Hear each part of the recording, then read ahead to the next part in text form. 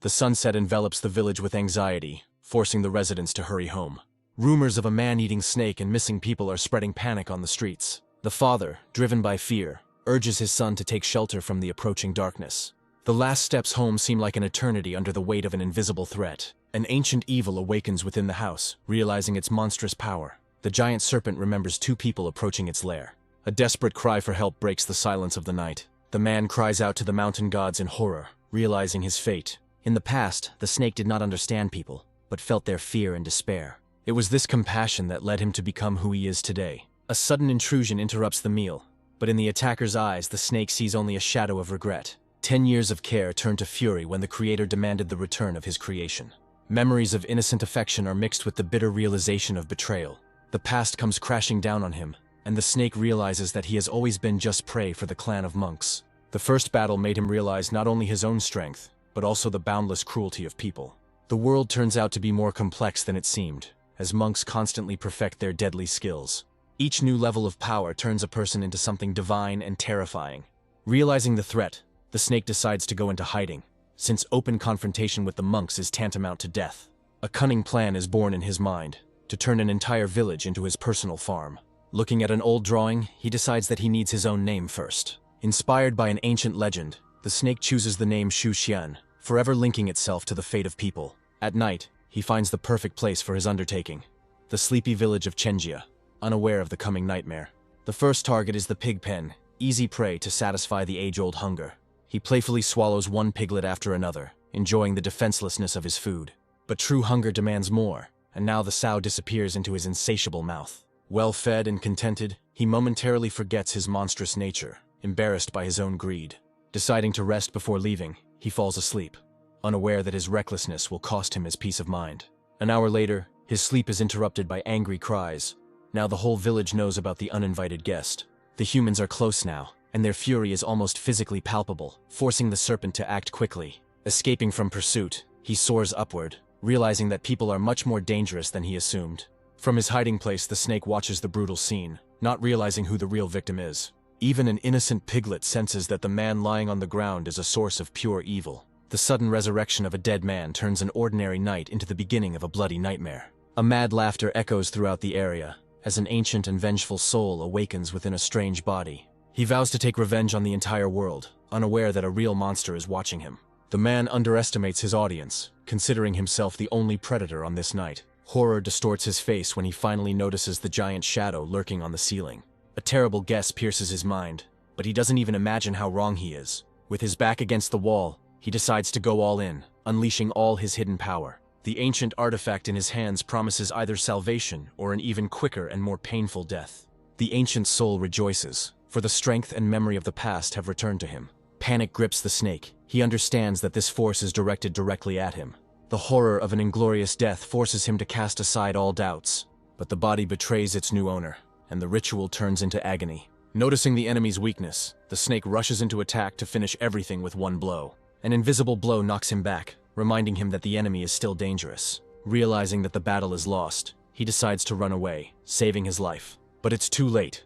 Once inside the monster, the man turns its body into a battlefield. He releases all his energy in one last desperate blow. Pain pierces the snake from within, because his prey turned out to be a deadly trap. Within the serpent, he finds the source of its power, the demonic core, the key to ultimate victory. A desperate plea for mercy is drowned out by his determination to destroy the monster once and for all. The snake's body is torn apart from the inside, proving that the most dangerous poison is human malice. Paralyzed and dying, he realizes that his short life has come to a brutal end. With the last breath comes regret, the bitter realization of a fatal mistake that can no longer be corrected. Drunk with newfound power, the man celebrates victory, enjoying the agony of his enemy. But an ancient artifact suddenly goes out of control, ruining his triumphant plans. The commands no longer work, and the vessel that gave him power is now becoming a threat itself. In one moment he loses everything, his strength goes away, and with it the hope of salvation. The dragon spirit he summoned turns against its master, absorbing the serpent's demonic power. Horror contorts his face as the summoned spirit chooses the monster's side. The dragon, having absorbed demonic blood, turns its rage against its creator. A beam of divine energy falls upon a man who has become a pawn in someone else's game. The monk's life turns to dust, taking with it all his ambitions and anger. Looking at the fading spirit of the dragon, the snake feels for the first time not only pain, but also a strange connection. Time heals wounds, and now yesterday's predator is peacefully dozing, surrounded by its prey. A sudden bite from a piglet brings him back to a reality full of absurd irony. Empty threats fall from his fangs, for now he is more irritated than dangerous. He cannot understand how he survived the fatal blow, since his core was destroyed. The memory of a broken heart flashes in his mind, hinting at the secret of his rebirth. He remembers how he lost the core, the heart of his demonic essence, but in spite of everything, he is alive. And this mystery makes him shudder with horror and curiosity. The answer lies within his own body, where an alien light now glows. This is not just light, but the mind of a defeated enemy that has become a part of himself. Along with reason, he receives divine vision, seeing the world through and through, like a true monk. The new power grants him unprecedented agility, turning hunting and survival into a simple game. His head now contains a whole universe of alien knowledge, secrets, and memories. For the first time in his life, he gains clarity of thought, going beyond simple instinct. Imitating his enemy, he decides to embark on the path of self-improvement. Now he is his own master, because he has the power to launch a new core and begin evolution. In an instant, the body is filled with energy, giving it a second birth. Doubts gnaw at him, because contrary to logic, a new life has begun to emerge within him. Even monsters need rest, for only in sleep is true strength born.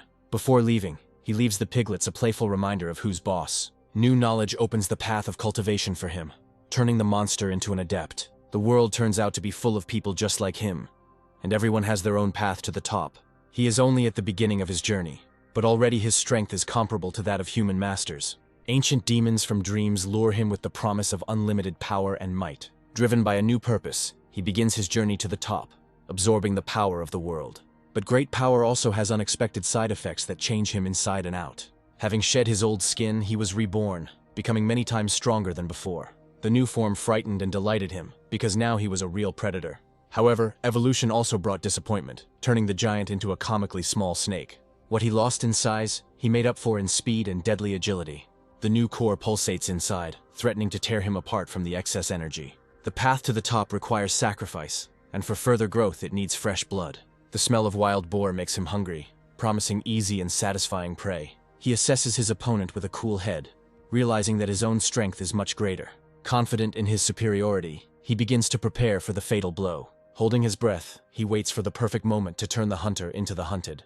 Every centimeter closer to the prey makes the blood run cold. Suddenly the victim turns around, and a primal rage burns in her eyes. Fear grips him, because this beast turns out to be much more terrible than any man. In desperation, he unleashes a new power, turning the earth into a deadly storm. A hail of stones falls on the boar, turning it into a bloody mess. He can't believe that with one thought he turned the mighty beast into dust. But the enemy turned out to be tenacious, and it was necessary to deal the final, decisive blow. The victory came at a high price, and he breathes a sigh of relief after nearly becoming a victim. However, the feeling of danger does not go away, because a whole flock could be hiding somewhere nearby. The first piece of meat awakens something new in him, because this food gives not only satiety, but also strength. Surprise turns to disgust when he realizes he has swallowed something foreign. This is not just a boar, but a demon whose core carries a mortal danger. He hesitates, not knowing what to do with the dangerous discovery, because his knowledge of alchemy is negligible. Natural instincts tell him to simply swallow the prey, but reason warns him of imminent death. Remembering his unique nature, he decides to take a risk and trust his animal instincts. Gathering all his will into a fist, he decides to take a desperate step, ready for any outcome. Swallowing the core proves incredibly difficult, but it's too late to retreat. A pleasant warmth spreads inside him, and he understands that the risk was justified. His body begins to greedily absorb demonic energy, granting him unprecedented strength. He feels that he is standing on the threshold of a new, even more powerful rebirth. The evolution is complete, and now he is not just a snake, but a second-rank creature. The new weapon on his tail evokes in him a childish delight and a feeling of superiority. But his triumph doesn't last long. A random witness turns him into a hunted animal. The man's attack is unexpected and violent, forcing him to retreat. Behind the boy's back, he sees the shadow of a real monster, much more dangerous than himself. Panic makes him run without looking back, because people turned out to be more terrible than any demons. News of him spreads throughout the village, turning him from a hunter into the main target. Hidden in the depths of the forest, he tries to comprehend how fragile his new life is. Shame for his own cowardice ignites in him the determination to become stronger at any cost. He sets out to find the mountain gods to find true strength and peace in this new home. In search of power, he comes to the mountain god, not knowing that he is entering forbidden territory. But thoughts of eternal hunger make him forget his goal as soon as he sees the rich offerings. Unable to resist, he pounces on the food, deciding that the gods will forgive him this little weakness. Having had his fill, he again turns to God with a desperate plea for strength and protection. Suddenly, the shadows of people fill the temple, and the smell of enemies brings him back to the cruel reality. Realizing that he is trapped, the snake looks for an escape route before he is discovered. But instead of hunting him, he sees the priest mocking the soul of an innocent child. A desperate mother is ready to sacrifice herself to save her son from eternal slavery. In horror, he recognizes in the priest the very man who left his companion to die. Now he understands that real monsters are not born as snakes, but wear human faces. The priest's cruelty knows no bounds, and he revels in his power over a defenseless woman. In an instant, he ends her life, getting rid of an unnecessary witness. Over the body of his victim, he speaks words full of madness and self-satisfaction. But even in the face of death, she did not give up, vowing to take revenge on him from the grave. Hiding, the snake decides it's time to put an end to this farce and enjoy his meal. An awkward movement gives him away, and the silence of the temple explodes with the sound of a falling apple. The woman, now a spirit, rushes to the altar of the mountain god in her last hope. Her pleas for help are directed to a statue, behind which a real monster is lurking. Seeing him, she screams in horror, because her savior turned out to be another nightmare. Rage distorts the priest's face, not understanding who dared to invade his domain. A cry of horror breaks the silence, and the frightened servants rush into the temple. In a panic, he screams about a monster, but the servants see only an empty hall and a shadow behind the statue. Hearing about the Snakecatcher clan, he realizes that he has entered the lair of his worst enemies. The order is given to bring him the monster's head, and the servants go to fulfill the master's will without hesitation. The footsteps draw closer, and fear gives way to determination. He can't just wait for his death. He decides to act first, and the sudden attack leaves one of the servants in shock. The servants retreat in horror, but their master only mocks their fear of the little snake. The priest steps forward, his hands filled with power, ready to crush any enemy. The shockwave throws the servants back, and the snake realizes that he is facing an incredibly powerful opponent. He realizes that his only chance to survive is to eliminate the priest before he is surrounded. He launches a final attack, because survival requires sacrifice. Death itself is reflected in his eyes, turning him into a shadow from nightmares. Even the mighty priest flees in terror, threatening terrible revenge from the entire clan. He understands that the fugitive will bring a real army with him, and he must be stopped. With one deadly blow of his tail, he ends the escape, sealing the temple's secret forever. Victory leaves a bitter taste, because in order to survive, he had to kill again. He looks at the statue with apprehension, suspecting that he has angered the god by stealing his offerings. In a panic, he tries to put everything back in its place, performing an absurd ritual of appeasement. In despair, he offers the god a bloody gift, hoping to atone for his guilt and hunger. Instead of anger, he receives divine blessing, for his path to greatness has only just begun. Having received the blessing, he returns to the mountains to continue his journey to the top. But a week of meditation bears no fruit, and he feels stuck in one place. Small prey no longer provides strength, and hunger pushes him to search for something larger. Despair grows with each passing day, because instead of wild boars, he only comes across useless small fry. Tormented by hunger, he is ready to eat even a watermelon, just to quench his animal thirst. Suddenly he notices two people, and their rich catch awakens a predatory interest in him. He recognizes the boy as an old acquaintance, and curiosity is mixed with anxiety. For a moment their eyes meet, and the snake freezes, afraid that his disguise has been revealed. The boy's strange behavior confuses him, forcing him to lie low in anticipation. He can't believe his eyes when a boy leaves a basket of fish for him as an offering. The boy's words are full of sincerity, and he offers the snake a gift, unaware of its true nature. The snake cannot believe his eyes, because for the first time a man offers him food, and not death. Suspicion fights with hunger, but the sight of fresh fish makes him cast aside all doubts. The very first piece dispels all fears, and he accepts this unexpected gift with pleasure. He forgets about everything in the world, reveling in the taste of fish and a strange feeling of gratitude.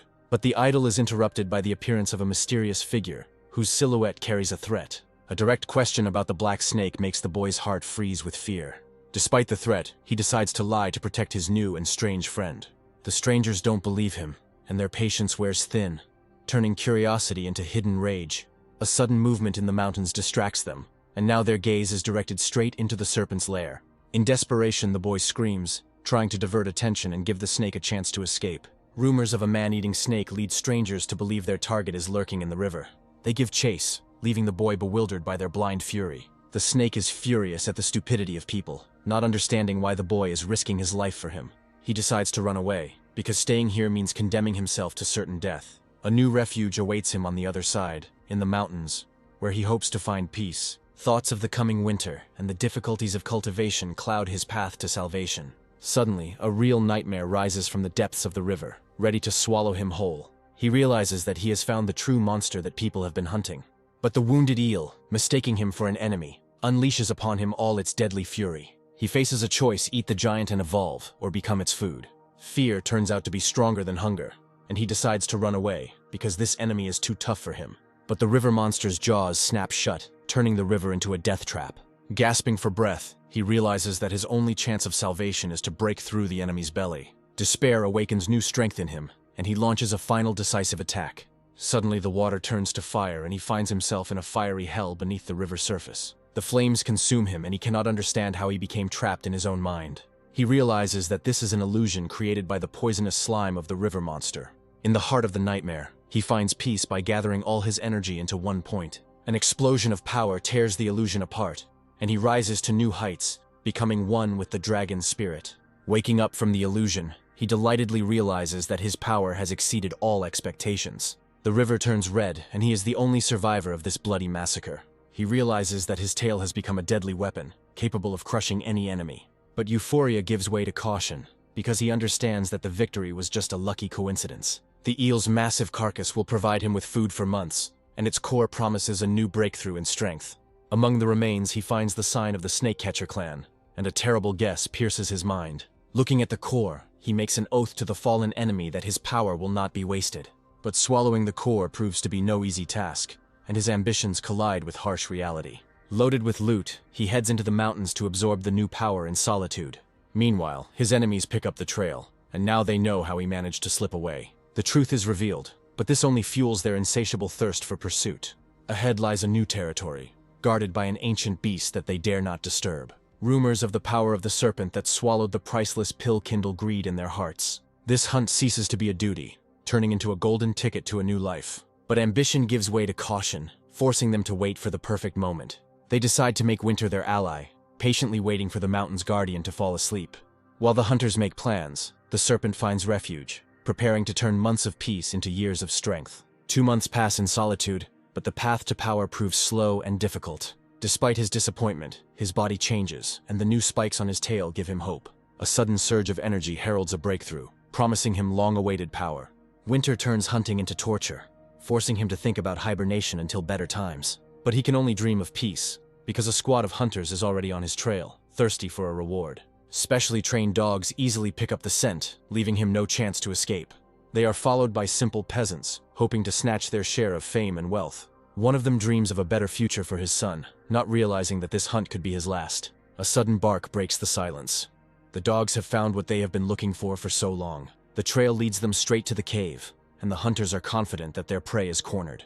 At his most vulnerable moment, he realizes that his hideout has been exposed, and there is nowhere left to run. Anticipating a rich catch, the leader of the hunters already sees not only the snake, but also its offspring. The doubts of one of them are drowned in the cold confidence of the leader, who knows that they are on the right path. The order has been given, and now someone's life will become a bargaining chip in this hunt. He breathes a sigh of relief, because his cunning plan with the bait worked perfectly. Hope for salvation struggles with fear, because instinct tells us that the danger has not yet passed. Greed blinds them, and for a greater reward they are ready to get rid of unnecessary witnesses. The unsuspecting hunters leave while their leaders prepare for the final assault. One of them, confident in his strength, decides to challenge the ancient guardian of the mountain alone. Having overheard their conversation, he understands that human cruelty is more terrible than any beast. His cover is blown, and he is now trapped between two deadly threats. In desperation, a mad plan is born, to pit enemies against each other and use their battle for their own rise. He understands that he has fallen into a deadly trap, where any wrong step will lead to inevitable death. In their eyes, he is just a pawn, and hope for salvation is fading with every second. Hiding, he decides to wait, because chaos is his only chance of survival. The awakened bear unleashes its fury on the unsuspecting hunters. In panic, they flee, seeking salvation from those who led them to this certain death. Their pleas for help are met with the icy contempt of the cultivators. They look down on the dying because their lives are not worth a penny. Realizing they have been betrayed, the hunters see the cultivators as true monsters. In the midst of chaos, he finds a treasure whose scent promises him healing and new strength. The battle rages on, and one of the cultivators finds themselves on the brink of death. The death of their allies does not affect them, because for them it is just part of the plan to catch the snake. A cold order puts an end to their alliance, turning their partner into the next victim. An ally turns into an enemy, and the snow is stained with the blood of those who trusted him. In an instant, the battlefield falls silent, strewn with the bodies of friends and foes. Left alone with the beast's fury, he realizes that he has been betrayed. With an icy grin, he leaves his brother to be torn apart by the monster. He understands that he was just a pawn in someone else's game, and his rage knows no bounds. The true purpose has been revealed. This hunt was merely a pretext for cold-blooded murder. The traitor's taunts sound louder than the beast's roar, bringing imminent death closer. In a last desperate act, he decides to take the enemy with him, creating a fiery hell. Watching the beast's agony, he calmly sums up, because his plan worked perfectly. The chaos subsides and a new predator emerges from the cave, ready to claim the mountain for its own. The treasures he finds promise him limitless power, but his hunger demands immediate satisfaction. He hides the pills until a better moment, because his instinct tells him that the real battle is still ahead. The scent of blood attracts new prey, and he gladly accepts the challenge of a hungry pack of wolves. With one blow he proves his superiority, turning hunters into defenseless victims. But even a whole flock is not enough to satisfy his growing appetite. The hunger does not go away, and he realizes that the wolves were just an appetizer before the main course. The cause of everything turns out to be a wounded bear, whose aura overshadows everything around. He sees his enemy's wounds as an opportunity, because victory over him promises him a new level of power. An unknown thirst takes hold of him, and the desire to devour the demon becomes stronger than the instinct of self-preservation. He realizes that the enemy is much stronger, but retreating means remaining weak forever. Gathering his will into a fist, he convinces himself that cunning and intelligence will overcome brute force. With a surprise attack, he deprives the giant of sight, turning his advantage into a weakness. A roar of pain and rage shakes the mountains, but now the bear has become blind and helpless. He exploits the enemy's blindness, turning the battle into a deadly dance on the brink of life and death. But the strength is running out, and the body begins to fail under the influence of the powerful pill. In desperation, he uses his last treasure to reignite the life that is fading within him. With renewed strength, he launches a final attack, only to heal after victory. The bear does not understand where such invincible power comes from in the small body of a snake. Pain breaks his bones, but the will to win proves stronger than his death throes. In a last desperate lunge, he seizes his enemy's throat, putting all his fury into one bite. He waits patiently for the poison and wounds to do their work, because the giant beast is already doomed. But the wait is too painful, and he decides to resort to brute force to speed up the ending. Like a battering ram, he brings down a tree trunk on the enemy, turning his head into a bloody mess. Victory has been won, but the price for it is deep wounds and almost complete exhaustion. Before he can catch his breath, he sees the wolves returning to take his precious prey. Realizing that his strength is running out, he decides to take one last desperate step, to swallow the pill. The snow turns red with blood, and he is left alone, surrounded by the bodies of those who dared to challenge him. He knows that the hunters will soon return here, and he needs to find a safe shelter for his treasure. Looking at the corpses of people, he thinks about his past life, trying to understand who he was before reincarnation. In the frozen body, he recognizes the father of that very child, and a strange feeling pierces his heart. The devotion of dogs who remain with their owner until their last breath seems incomprehensible to him. He does not understand this sacrifice because in his world only the strongest survives. Through snow and pain he drags his prey, because in this battle the most insidious one has won. Having found the perfect refuge, he prepares to transform the enemy's flesh into his new power. But the very first piece of meat awakens not only his hunger, but also the ancient artifact. A familiar energy fills him, and he realizes that his path to power is accelerating. Breaking through to the third rank grants him not only strength, but also a new, deadly weapon on his tail. Dreams of unlimited power intoxicate him, and he already sees himself as the invincible king of the mountain. 3 months later, spring brings with it not only warmth, but also a premonition of new battles. The winter sleep is over, and he awakens, feeling how he has grown and strengthened during the months of rest. New knowledge leads him to prey, turning the first spring hunt into a brutal training session. Like a shadow, he overtakes his victim, proving that his power has not faded, but was only biding its time. Suddenly, a strange wisdom awakens within him, forcing him to spare the female for the sake of future balance. He realizes that to hunt forever, he must become a keeper, not a mindless destroyer. The mountain becomes his personal possession, and he enthusiastically counts his living treasures. But simple survival no longer entices him, for his soul yearns for true power. Memories of past battles call him back to the people, promising new challenges and strength. Spring awakens not only hunger, but also ancient instincts, becoming a new challenge. His new will is immediately tested when nature tries to take over reason. With cold pride he rejects her, for his path to power does not tolerate inferior beings. He understands that cultivation has changed him forever, ridding him of his primitive instincts. Deep in the cave, he finds his true goal, an ancient tree that grants power. The memories of another snake ignite in him greed and hope for an unprecedented breakthrough. A new power beckons him with the promise of magic, and he is ready to do anything to pluck the coveted fruit. But his solitude is disturbed by two people, and their appearance desecrates the place that is sacred to him. A familiar voice makes his heart skip a beat, because his worst enemies have come to his lair. A new threat stands near the traitor, and its power can be felt even from a distance. Their conversation reveals their plans, and he realizes that he has a chance to take possession of the treasure. They are confident of their victory, unaware that they are being watched by someone who is ready to die for this place. Their target is not just a snake, but an ancient king, and they have a special weapon in store for him. Rage fights fear, because to retreat means to lose the chance for unlimited power. Doubts gnaw at him, because he remembers how those who were much stronger than him fell. The sudden attack is disorienting, and a foul smell fills his lair with despair. He decides to lie low, because time is his main ally in the battle against deadly weapons. They are confident of their victory, because instinct tells them that their victim will not miss their chance. The true king emerges from the shadows, ready to defend his legacy to his last breath. He understands that he was just a pawn in their game, and all their words were lies. The mystery of his past deepens, but now there's more at stake. A sudden glance makes him freeze, because he realizes that his cover has been blown. From the depths emerges the true king, his gaze filled with wisdom and ancient fury. He realizes that he was only an imposter, and the real ruler was hiding in the shadows all this time. The battle of the titans begins, and he watches in horror as two invincible forces clash. Doubts gnaw at him, because even the mighty king seems defenseless in the face of the hunters. The woman uses an ancient artifact, and its power falls upon the king, shaking the very earth.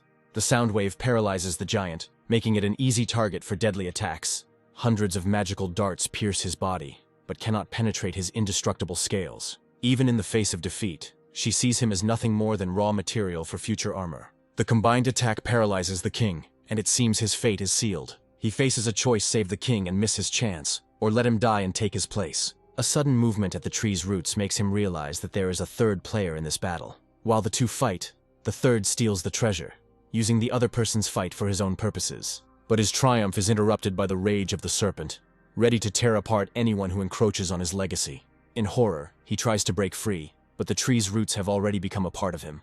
Unable to let go of the treasure, he becomes easy prey for the enraged serpent. In an instant, it consumes both the thief and the tree he stole, but the price is too high. He spits out the remains, realizing that in this game he is only a pawn in the hands of unknown forces. The tree's energy awakens an ancient artifact within him, and he reaches a new level of power. He realizes that he has become a conductor for the energy that man has put into the leaves of the tree. Without wasting a second, he grabs the root and disappears, because now he is the main target in this hunt. The battle is over, but the real goal still awaits its victors. Rage turns to triumph when they realize their treasure has been stolen. Accusations are tearing apart their fragile alliance, and suspicion is poisoning the air. She desperately denies guilt, but he sees in her words only an attempt to deceive. The threat of calling a repairman puts her on the brink of an abyss, leaving no room for error. The last chance for reconciliation is gone, and now their fate will be decided by the sect. A third force intervenes in their deadly game, and its appearance changes everything. The older brother reveals a secret mission, and now everyone is under suspicion. The thief was clever, but he left an invisible trail that would lead them straight to their target. A new hunt begins, and now their combined might will fall upon the daring thief. In horror, he realizes that he is facing a sixth-stage hunter, whose level of power is beyond his comprehension. But the scent of treasure drowns out his fear, and he decides to risk everything for a chance at power. The scent of ripe fruit gives it away, and now the hunters know where their real target is hiding. A sudden attack from underground takes them by surprise, but the experienced hunter is ready for any threat. Without wasting a second, he rushes towards the fruit, because this is his only chance for salvation. He summons an ancient artifact to help him digest the fruit's scorching power. But his plan falls apart when the hunter easily interrupts his escape. The master's ancient weapon proves stronger than any magic, leaving him no chance of escape. The hunter's rage knows no bounds, and he unleashes all his deadly might on the thief. He understands that if he doesn't digest the fruit now, then they are both doomed to certain death. The ancient artifact responds to his call, breathing into him a stream of primordial energy. Golden energy reshapes his body, granting him unprecedented power and the luxury of a new form. Shedding his old skin, he is reborn, and a blast of power throws the hunter away. In horror, the hunter realizes that all this time he was chasing not a man, but a monster. He looks at the enemy with contempt, because he was too stupid to figure out his cunning plan. Greed flashes in his eyes, because now the snake is not just prey, but a priceless trophy. A new strength fills him with confidence, and now he knows that he can escape from this trap. But the hunter is not ready to retreat, and a weapon capable of stopping any animal appears in his hands. In horror, he realizes that he is facing not just a magician, but the owner of a deadly weapon. The weapon carries a crushing pressure, turning him into a defenseless reed in the face of the storm. The fear of death forces him to cast aside all doubts and attack in response. But his attack is broken by the indestructible defense of the magical weapon. The hunter's arrogance knows no bounds, for he is confident of his easy victory. Realizing that brute force is useless, he decides to attack the enemy's weakest point, the mind. But the hunter's mind proves to be as indestructible a fortress as his weapon.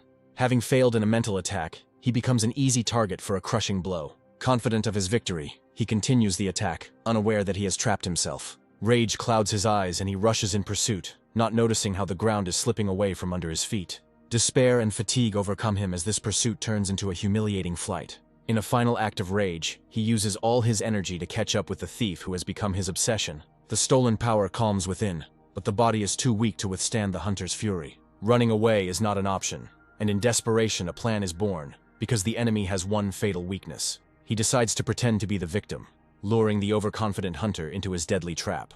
The hunter sees only agony in this, already anticipating how he will open it and take his treasure. Confident of victory, he rushes forward, unaware that he himself is heading to the scaffold. His deadly blade leaves no scratch, and confidence is replaced by chilling horror. His weapon doesn't withstand the second blow, shattering into pieces and leaving him unarmed. Rage clouds his vision, and he calls upon his most powerful weapon, forgetting about mercy. The ghostly blade rushes towards its target, promising a quick and glorious death to the rebellious beast. But in an instant, his world collapses when the snake catches his unbreakable blade in its teeth. The indestructible blade proves powerless, and the hunter's confidence is replaced by chilling horror. He falls, defeated, unaware that his enemy has spent the last of his strength on this block. A demonic aura envelops the snake, and the hunter realizes that he has encountered a true monster. Instinct screams at him to run, but his exhausted body refuses to obey, making him easy prey. In a last desperate lunge, the snake collapses the cave's roof, cutting off the hunter's escape route. The shed skin becomes a living trap, and the hunter finds himself in a sticky, indestructible cocoon. He looks down on his victim, because now it is in his power to decide who lives and who dies. The hunter's dying cry echoes throughout the area, and his comrades cannot believe their ears. What runs out of the cave is not a hunter, but a beast maddened with terror, screaming about the birth of a dragon. He grabs his companion and runs without looking back, because now their only goal is to survive. Panic grips them and they run, not knowing what awaits them ahead. He realizes that he has missed his chance, and now he will have to fight for his life. Hope for salvation flares up in their hearts, because the exit is already so close. But the path to freedom is blocked by a shadow whose eyes burn with a thirst for revenge. The king's gaze paralyzes them, and a deadly poison falls upon the unsuspecting fugitives. He realizes with horror that he has made a fatal mistake by underestimating the king's true strength. In despair, he seeks salvation in a pill, but the shadow of death is already hanging over him. Last hope is the highest spiritual treasure that can turn the tide of battle, but even his speed cannot compare to the fury of the king, ready to tear him to pieces. In a last desperate effort, he tears out his own thorn, turning it into a golden spear. The golden spear pierces the flesh, cutting short the hunter's life and arrogance.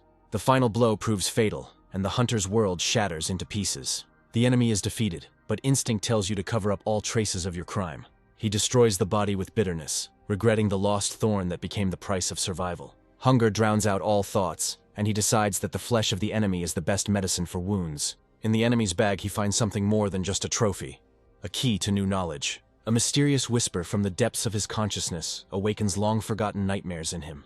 The dying king becomes a catalyst, and the fragments of his past life begin to come together to form a coherent picture. Memories take him back to the past, where he was just one of many thirsting for power. The tragic battle for the tree's fruit awakens in him the memory of blood, death, and the first step towards rebirth.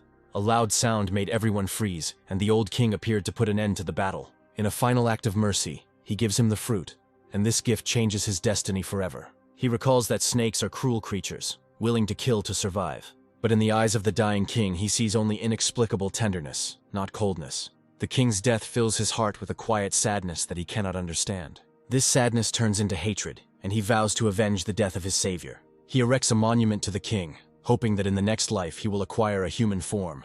Now he understands that all his abilities are a legacy that he must protect. The hunters are already close, and he decides to leave this place, which has become sacred for him. Among the bodies, he finds the one who escaped, and understands that her last breath will bring new enemies here. He decides to leave the dangerous place, but the woman's body seems suspicious to him. Greed overcomes fear, and he decides to search her for valuables. Memories of the traitor make him think about the real puppeteer. A snake suddenly appears, interrupting his thoughts, but behaves too strangely. The trap snaps shut, and he realizes that he has become a pawn in someone else's deadly game. Hiding, the real enemy revels in his victory and vows to avenge his family. He desecrates the graves of the fallen, and his hatred knows no bounds. His true goal is not just revenge, but the complete destruction of the clan and its followers. To carry out his plan, he stages a whole performance, turning himself into a victim. Half an hour later, reinforcements arrive, and now the trap is ready to snap shut. Victory for some turns into defeat for others, and the mentor's rage knows no bounds. The clan leader is angry, because the loss of 2 students is a blow to his reputation and power. Meanwhile, the snake returns to its shelter, confident that it is now safe. He is happy to see that the tree he stole has taken root and is recovering. In the enemy's bag, he finds treasures that will last him for many months of training. But the real treasure turns out to be a book full of ancient and deadly techniques. He finds in it a description of a technique that can turn his body into a living flame. Ancient knowledge opens his eyes to his true potential, because even when weak, he can become invincible. The book teaches him to control the 5 elements, transforming him from a simple snake into a true magician. A month of training turns him into a deadly weapon, and his body becomes stronger and more dangerous. The new spikes give him speed that ordinary hunters can only dream of. Hunger after training pushes him to search for easy prey to test his new strength. The very first use of fire technique proves that he has become more deadly than any hunter. The tracks of wolves disturb his peace, but he does not see them as a worthy opponent. Suddenly, a moon wolf emerges from the shadows, and its aura tells us that it is not just a beast, but a real monster. He accepts the challenge, and his magical weapon is ready to subdue even the Lord of the Wolves. An unbreakable grip binds the wolf, and his rage is shattered by boundless strength. In short, he brings the mighty beast to its knees, proving who is the real king here. The defeated enemy becomes his first pawn in the game for power over this mountain. He realizes that true strength lies not in killing, but in submission, and finds a new, more brutal way to train. Riding on his new servant, he sets out in pursuit of power over the entire mountain. A new world opens up before him, full of easy prey and limitless possibilities. His solitude is interrupted by a mysterious white snake whose scent seems vaguely familiar. He sees her as only a weak creature, unaware of her true nature and connection with him. A strange sense of duty compels him to take her under his protection, despite her wildness. The wolf's roar frightens her, and he attacks his servant with fury, defending his find. He offers the wolf a deal, promising freedom in exchange for unquestioning obedience. From that day on, the wolf becomes his eyes and ears, patrolling the mountain in search of enemies. He gives his old lair to the white snake, turning it into a new sacred abode. He decides to train her to become a loyal guardian of the tree, not knowing who he is actually taming. Far from the lair, the chase continues, as the survivor was unable to describe the true horror. Rumors of a dragon embryo sow doubt, as even the strongest cannot believe such a thing. An ancient artifact shows the way, and now there is no escape from the ruthless hunters. The order has been given, and now the entire mountain turns into a death trap for one serpent. In the misty forest, he senses the energy of the snake, but does not know that it is just bait. A sudden attack interrupts his search, and he finds himself surrounded by ghostly wolves. The scent of dragon and snake mingles, and he realizes he has encountered an unprecedented monster. He easily defeats the Wolf Lord, as his own power is fueled by darkness. A bolt of lightning strikes the flock, turning the forest clearing into ashes. The wounded animal tries to escape, but no one has ever escaped this hunter alive. The chase takes him to a cliff, and he is confident that he has cornered his prey. A final bolt of lightning ends the wolf's life, and its dying cry echoes across the mountains. The cry reaches his ears, and he understands that the ruthless hunters are already here. Leaving the most valuable thing under protection, he decides to lead the threat away from his lair. A new player appears at the top of the cliff, and his oppressive aura changes the rules of the game. The hunter decides to deal with the bait first, not knowing that his mentor is already close. The sudden flight confuses him, forcing him to act more cautiously and expect a catch. The hunter's cunning plan seems like child's play to him, because he is confident of his crushing superiority. He understands that this is not a youth in front of him, but an experienced warrior, and this means that there is nowhere to expect help from. Using his new power, he dives underground, turning the chase into a deadly game of cat and mouse. The hunter's rage knows no bounds, and he unleashes all his might on the fugitive. A blast of lightning shakes the earth, but he only grins, for his own magic is much stronger. He continues his chase underground, turning into a ghost that cannot be caught. His speed and cunning leave the hunter no chance of winning. Suddenly he turns around, and now the hunter becomes the hunted. In desperation, the hunter uses his most powerful technique, hoping to incinerate the insolent man. But he doesn't even think about dodging, because his true goal is not victory, but his brother's bag. He survives the explosion, protected by a mysterious artifact, and is ready to celebrate victory. But instead of a plea for mercy, he sees in the serpent's eyes only fiery rage and a thirst for revenge. He realizes that his defenses have weakened, and now he is left alone with the monster he himself created. A fiery flame falls upon the hunter, and his dying cry becomes a hymn of new strength. Victory brings him not only trophies, but also a faithful guardian for his new treasure. He looks down on his defeated enemy, as the hunter's naivety was the cause of his death. The cry for help goes unanswered, and the mentor arrives too late to save his student. He realizes that he has missed his chance, and now he will have to run from the wrath of a true master. Wounded but not broken, he decides to retreat to heal his wounds and return for the monster's head. Guilt mixes with rage, and now this hunt becomes a matter of honor for him. The aura of a supreme master envelops him, and he realizes that he is facing a force capable of grinding him into dust. The instinct for self-preservation takes over, and he decides to flee, because open combat is tantamount to suicide. His unexpected escape only fuels the mentor's passion, turning the hunt into a personal vendetta. His earth magic proves powerless, as the granite rock blocks any escape. The hunter is already close, and the only way out is to run up towards danger. The chase turns into a deadly race, where every moment could be the last. A sudden rockfall takes him by surprise, and he realizes that he has fallen into an ingenious trap. Like a titan, he can hold tons of stones on himself, but even his strength is not limitless. He realizes with horror that he has become a victim of his own self-confidence and underestimated the enemy. Half an hour later, he is still under the rubble, and his rage is giving way to cold despair. He cannot understand how an ordinary stone can contain his indestructible power. In a rage, he swears revenge, because his pride has been trampled by some insignificant animal. Once freed, he finds only the remains of the pill, but even they promise him a new level of power. The period of laying the foundations has begun, and an ancient power awakens, promising a clash of the titans. The ancient technology exacts a terrible price, but the thirst for revenge drowns out the instinct for self-preservation. Like a god, he rains down his wrath from the heavens, vowing to incinerate his enemy. He realizes with horror that he is faced with a force equal to his own, and that flight is the only way out. An invisible grip pulls him back into the arms of certain death, leaving no chance for salvation. The enemy turns out to be not just strong, but has an absorbing power, turning him into a defenseless victim. He is ready to die, but not to give up his treasure, because it is the key to his future. In a last desperate lunge, he throws down his sharpest weapon, hoping for a miracle. The enemy's confidence cracks when his impenetrable defense can no longer withstand the onslaught. In an instant, his world collapses as a golden spike pierces his barrier, bringing death with it.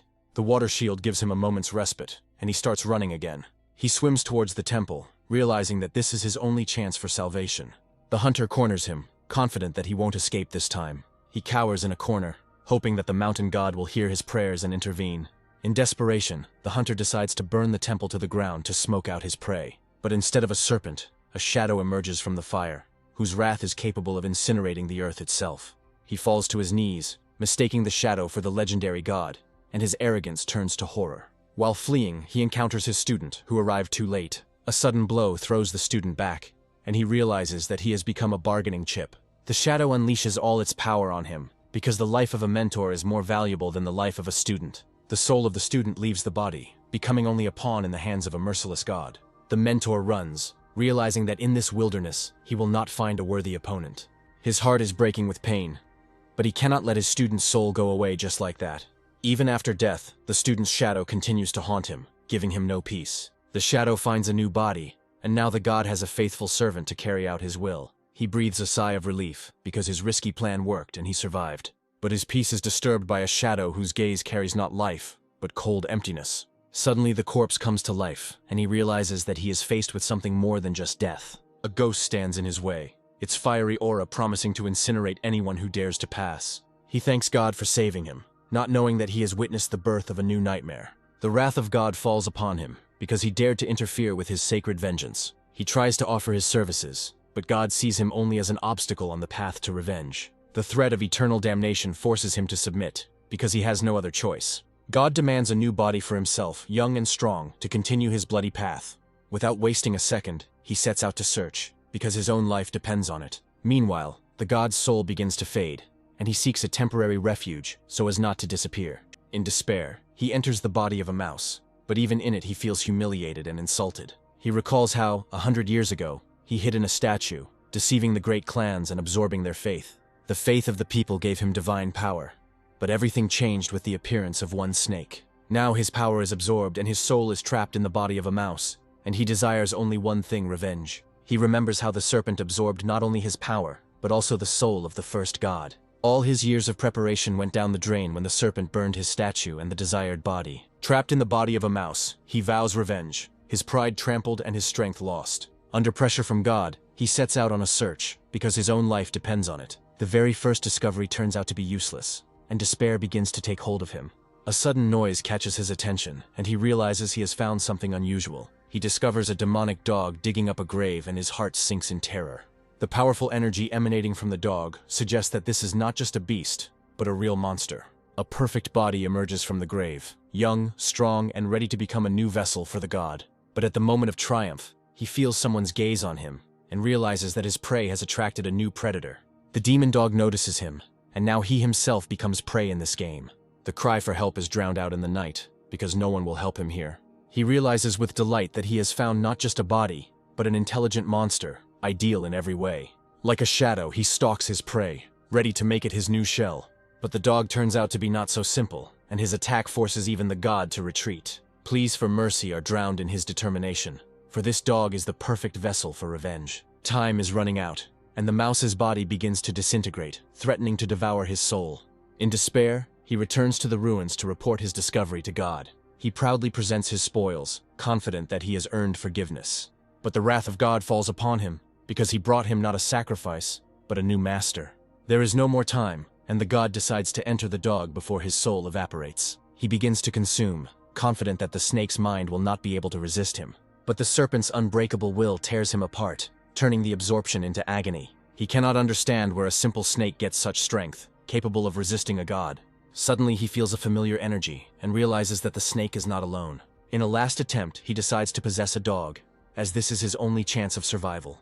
The demonic invasion defiles the dog's body, turning him into a puppet in the hands of a god. He recalls how he himself once absorbed a demon to gain power and immortality. In his new body, he feels a surge of strength, and is ready to subjugate anyone who stands in his way. But his triumph is interrupted by the snake's escape, and now the chase begins with a new, even greater fury. A powerful demon offers him to become a disciple, seeing in him not a victim, but a kindred spirit. The arrogant proposal puts him in his place, because before him is not a god, but a heavenly demon. The bitter truth hits him: he worshipped not a god, but an impostor hiding in his shadow. Rage clouds his eyes because all his faith and hope turned out to be a cruel deception. The demon only laughs in response, because for him there is no hell or retribution for what he did. The new ally turns out to be an impudent invader, and now he will have to share his lair. The demon's taunts hit the patient, and he decides to prove that he no longer needs protection. He understands that the demon is weak, and a cunning plan to use it is born in his head. His new servant proves his loyalty by bringing him his first tribute as a sign of respect. The servant's betrayal fuels his rage, as his authority and power are called into question. The wolf's insolence crosses all boundaries, desecrating a place sacred to him. A flash of rage proves who is the real master here, and who is just a servant. The demon teaches a harsh lesson, reminding that disobedience is punishable by pain. The demon's taunts touch a raw nerve, but the serpent is not ready to admit his defeat. Memories of past humiliation become the main weapon in the clutches of a cruel teacher. The cruel game continues, and he revels in his power over the helpless student. While he plays his games, true power awakens in another, threatening his plans. The demon's possessive instinct makes him jealously guard his new toy. While sorting through the trophies, he finds the key to new power, not noticing the envious glance behind his back. The demon's greed flares up with renewed vigor, for the soul stone is a treasure worth killing for. His feigned indifference betrays his joyfully wagging tail, sowing the seeds of doubt. While he trains, she delves into the forgotten arts of alchemy, finding her own path to power. The memory of a powerful enemy fuels his ambitions, forcing him to master even the most complex techniques. The faithful servant brings tribute, proving that even a ferocious predator can be tamed. The demon's stern words serve as a constant reminder that simple gluttony will never lead to true strength. The uninvited guest appears again, and his smug grin promises nothing but trouble. Their fragile alliance is tested when survival collides with the lust for power. He uses his own servant's hunger as a weapon, exposing the demon's indifference. With a flash of contempt, the demon reveals a treasure that makes all their hunting efforts seem pitiful. The offering turns out to be not just food, but a specially bred creature, hinting at the demon's dark and mysterious past. The demon only smirks, confident that his earth magic will leave no trace. The bird turns out to be ideal prey, and its juicy meat promises a real feast. The dark flame transforms the bird into a delicious dish, tantalizing the hungry student. The aroma of fried meat attracts even the white snake, awakening its primal hunger. An unknown thirst takes hold of him, and he is ready to die rather than accept a handout from his tormentor. The demon devours the bird with relish, leaving behind only bare bones. He greedily bites into the juicy meat, not noticing how his student struggles with temptation. The demon leaves behind only gnawed bones, enjoying his cruel game. In a last attempt, he tries to seduce him, knowing that hunger is stronger than any pride. Rage flares up with renewed vigor, because the demon is not just tormenting him, but mocking his essence. The demon revels in his power, because even in his humiliating guise he remains master of the situation. The gesture of contempt becomes the last straw, and he realizes that his pride has been trampled. The unexpected breakthrough of his servants proves that the eaten bird was not just food, but a real treasure. The deal is made, and he exchanges the soul stone for a chance to touch an unseen power. The taste of victory turns out to be sweeter than any pride, and he understands that this breakthrough is only the beginning. Meanwhile, in his lair, the cleansing is completed, and the root of the tree is ready to grant him new life. He sees his pawns growing stronger, and a new, even more insidious plan is born in his head. Even the snake is forced to admit that his teacher's cruel methods are bearing fruit. The demon offers him an alliance, promising unlimited power in exchange for a temporary truce. He doesn't believe in an easy victory, but the demon reveals a secret to him that changes his entire understanding of monsters. Memories of the past battle make him doubt, because fear is stronger than any logic. The impudent demon only laughs in response, confident that no one will leave him in trouble. He reluctantly agrees, but sets a condition that changes their relationship forever. He pronounces his name with pride, not knowing that before him is a creature whose name shakes the world. The demon chooses a new name for himself, because the old one reminds him of lost power and humiliation.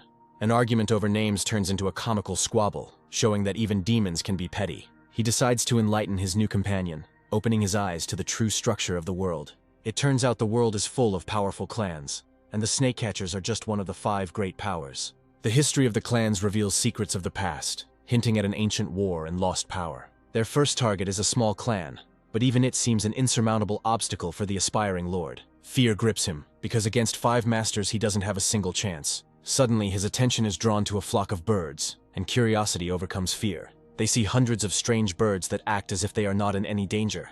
The attempt to use divine consciousness fails, and he realizes that the birds are protected. The demon decides to use a trick, using an ancient artifact to destroy their defenses. The formation powder removes the barrier, making the birds easy prey. He uses their favorite delicacy to lure them out and distract them from the main herd.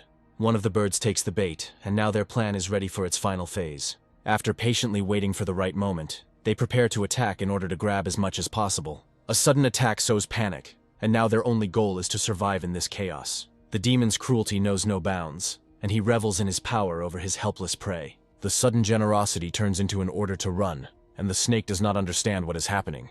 One of the birds falls dead, becoming a silent harbinger of impending disaster. A clan elder appears out of nowhere, his gaze promising nothing but death. Panic grips the demon, as he realizes that he has fallen into the trap of a powerful enemy. The elder uses ancient magic to divide the thieves and take back what belongs to him. The earth turns to stone, and the demon finds himself in unbreakable shackles, losing all hope. Rage awakens his true nature, and he breaks free from his bonds, ready for a bloody battle. The elder rushes in pursuit of the snake, not noticing the power he has just unleashed. The demon reveals its true form, and its speed amazes even the experienced master.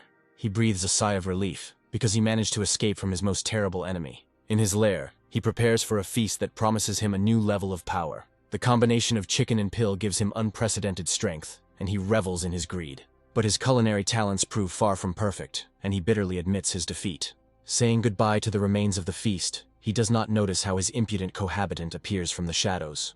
The demon's rage knows no bounds, as he had to sacrifice an entire flock for his sake. He is reluctant to share his spoils, because their fragile truce depends on it. The demon looks at him with contempt, because without his help, he would never have coped. His cheeky grin erases all boundaries, and now they are not enemies, but strange allies. The demon decides to take him under his wing, promising to teach him true cruelty. His clumsy attempts at cooking become a comical display of his helplessness. The demon adds his treasures to the cauldron, and the air is filled with a divine aroma. The very first piece gives him an unprecedented surge of strength, and he greedily devours everything else. Well fed and contented they rest, and for a moment the world seems simple and safe to them.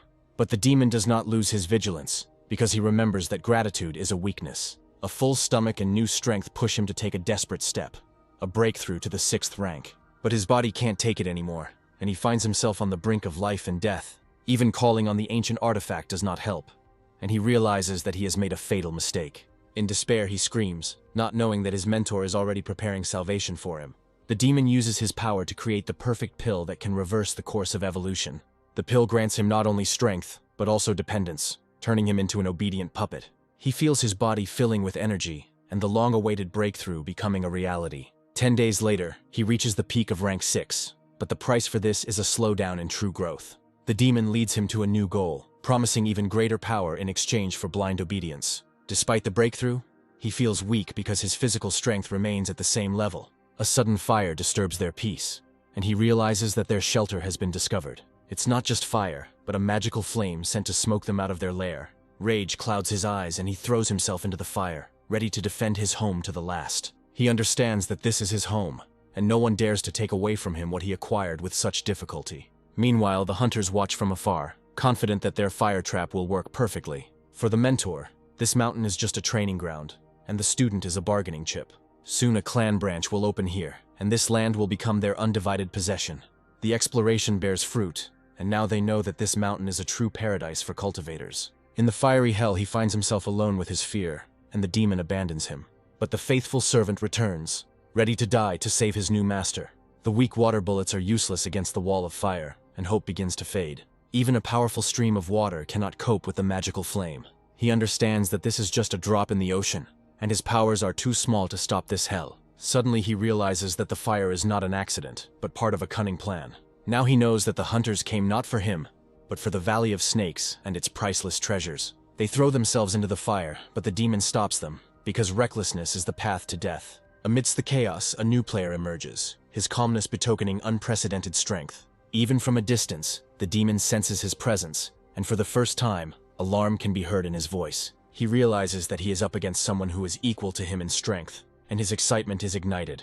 Without wasting a second, he disappears underground to assess the new enemy from afar.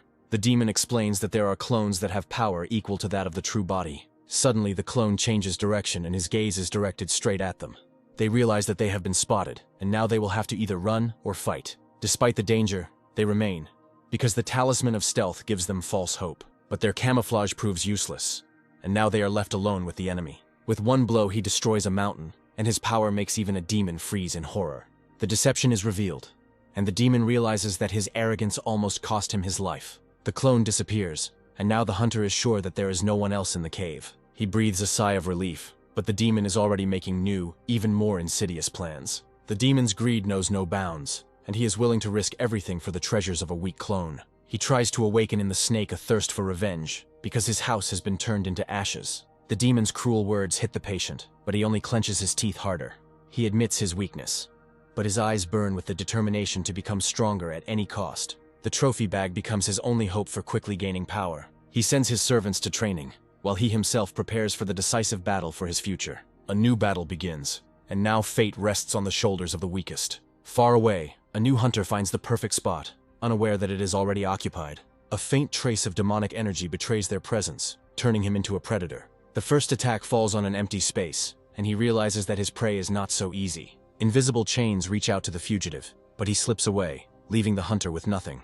Instead of a powerful serpent, he finds only a mangy dog, and his confidence begins to crack. He asks a question, not knowing that in front of him is not a servant, but the master of this forest himself. A sudden explosion takes him by surprise, and he realizes that he has underestimated his enemy. Too late, he realizes that he has fallen into an illusion, becoming a pawn in someone else's game.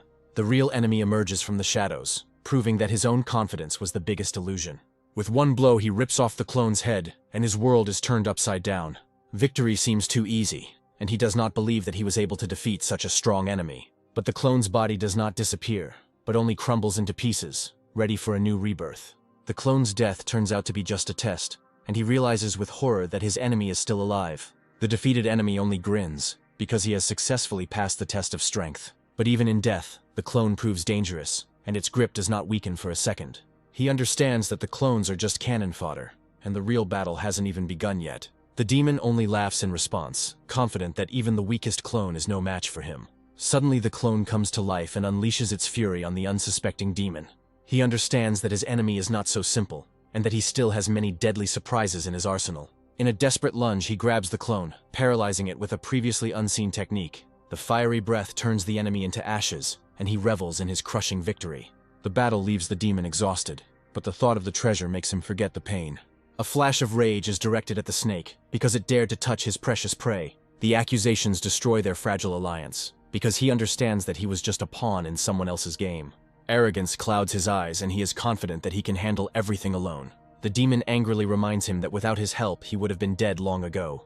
A fragile truce reigns around the fire, for they both know that the real enemy is already close. Fear proves stronger than pride, and he runs, leaving the demon alone to face the coming storm. Meanwhile, the true master meditates in his lair, unaware that a trap is already waiting for him. The death of the clone does not bring him peace, because now he knows that somewhere there is someone stronger than him. He understands that his enemy is not only strong, but also cunning enough to deceive even him. The order has been given, and now an entire army will set out to find the one who dared to challenge him. Meanwhile, they run without looking back, saving their lives from the wrath of powerful enemies. The long journey exhausts them, and they realize that it will take them a few more days to reach their destination. Fatigue takes its toll, and he is ready to give up, but the demon does not allow him to relax. They find temporary shelter, and the demon falls asleep, leaving him alone with his thoughts. Even on the run, he wastes no time, and his faithful servant brings him his last consolation. After a good night's sleep, he feels a surge of strength and is ready for new challenges on the path to power. But disappointment awaits him, because he cannot open the bag sealed by someone else's will. In desperation, he tries to break the seal, but someone else's will proves stronger than his own. The demon only smirks, looking at his helpless attempts, because he knows that the bag is beyond his capabilities. He decides to use his most powerful weapon, but the demon stops him, afraid of damaging the treasure. A comical brawl breaks out, and now they are fighting not for their lives, but for the right to possess the bag. A week later, they finally reach their destination. Exhausted by the long journey and constant arguing, they find temporary shelter, and the demon falls asleep, confident that his companion will not go anywhere. He takes advantage of the moment to begin training, as this land is ideal for cleansing. His new power allows him to dive into the ground to unprecedented depths, but the price for this is hellish pain. Through the pain, he feels his body become stronger, and the spikes on his tail become sharper and more dangerous. When he returns, he sees that the demon has prepared a feast for him, and this gesture becomes the first step towards a true union.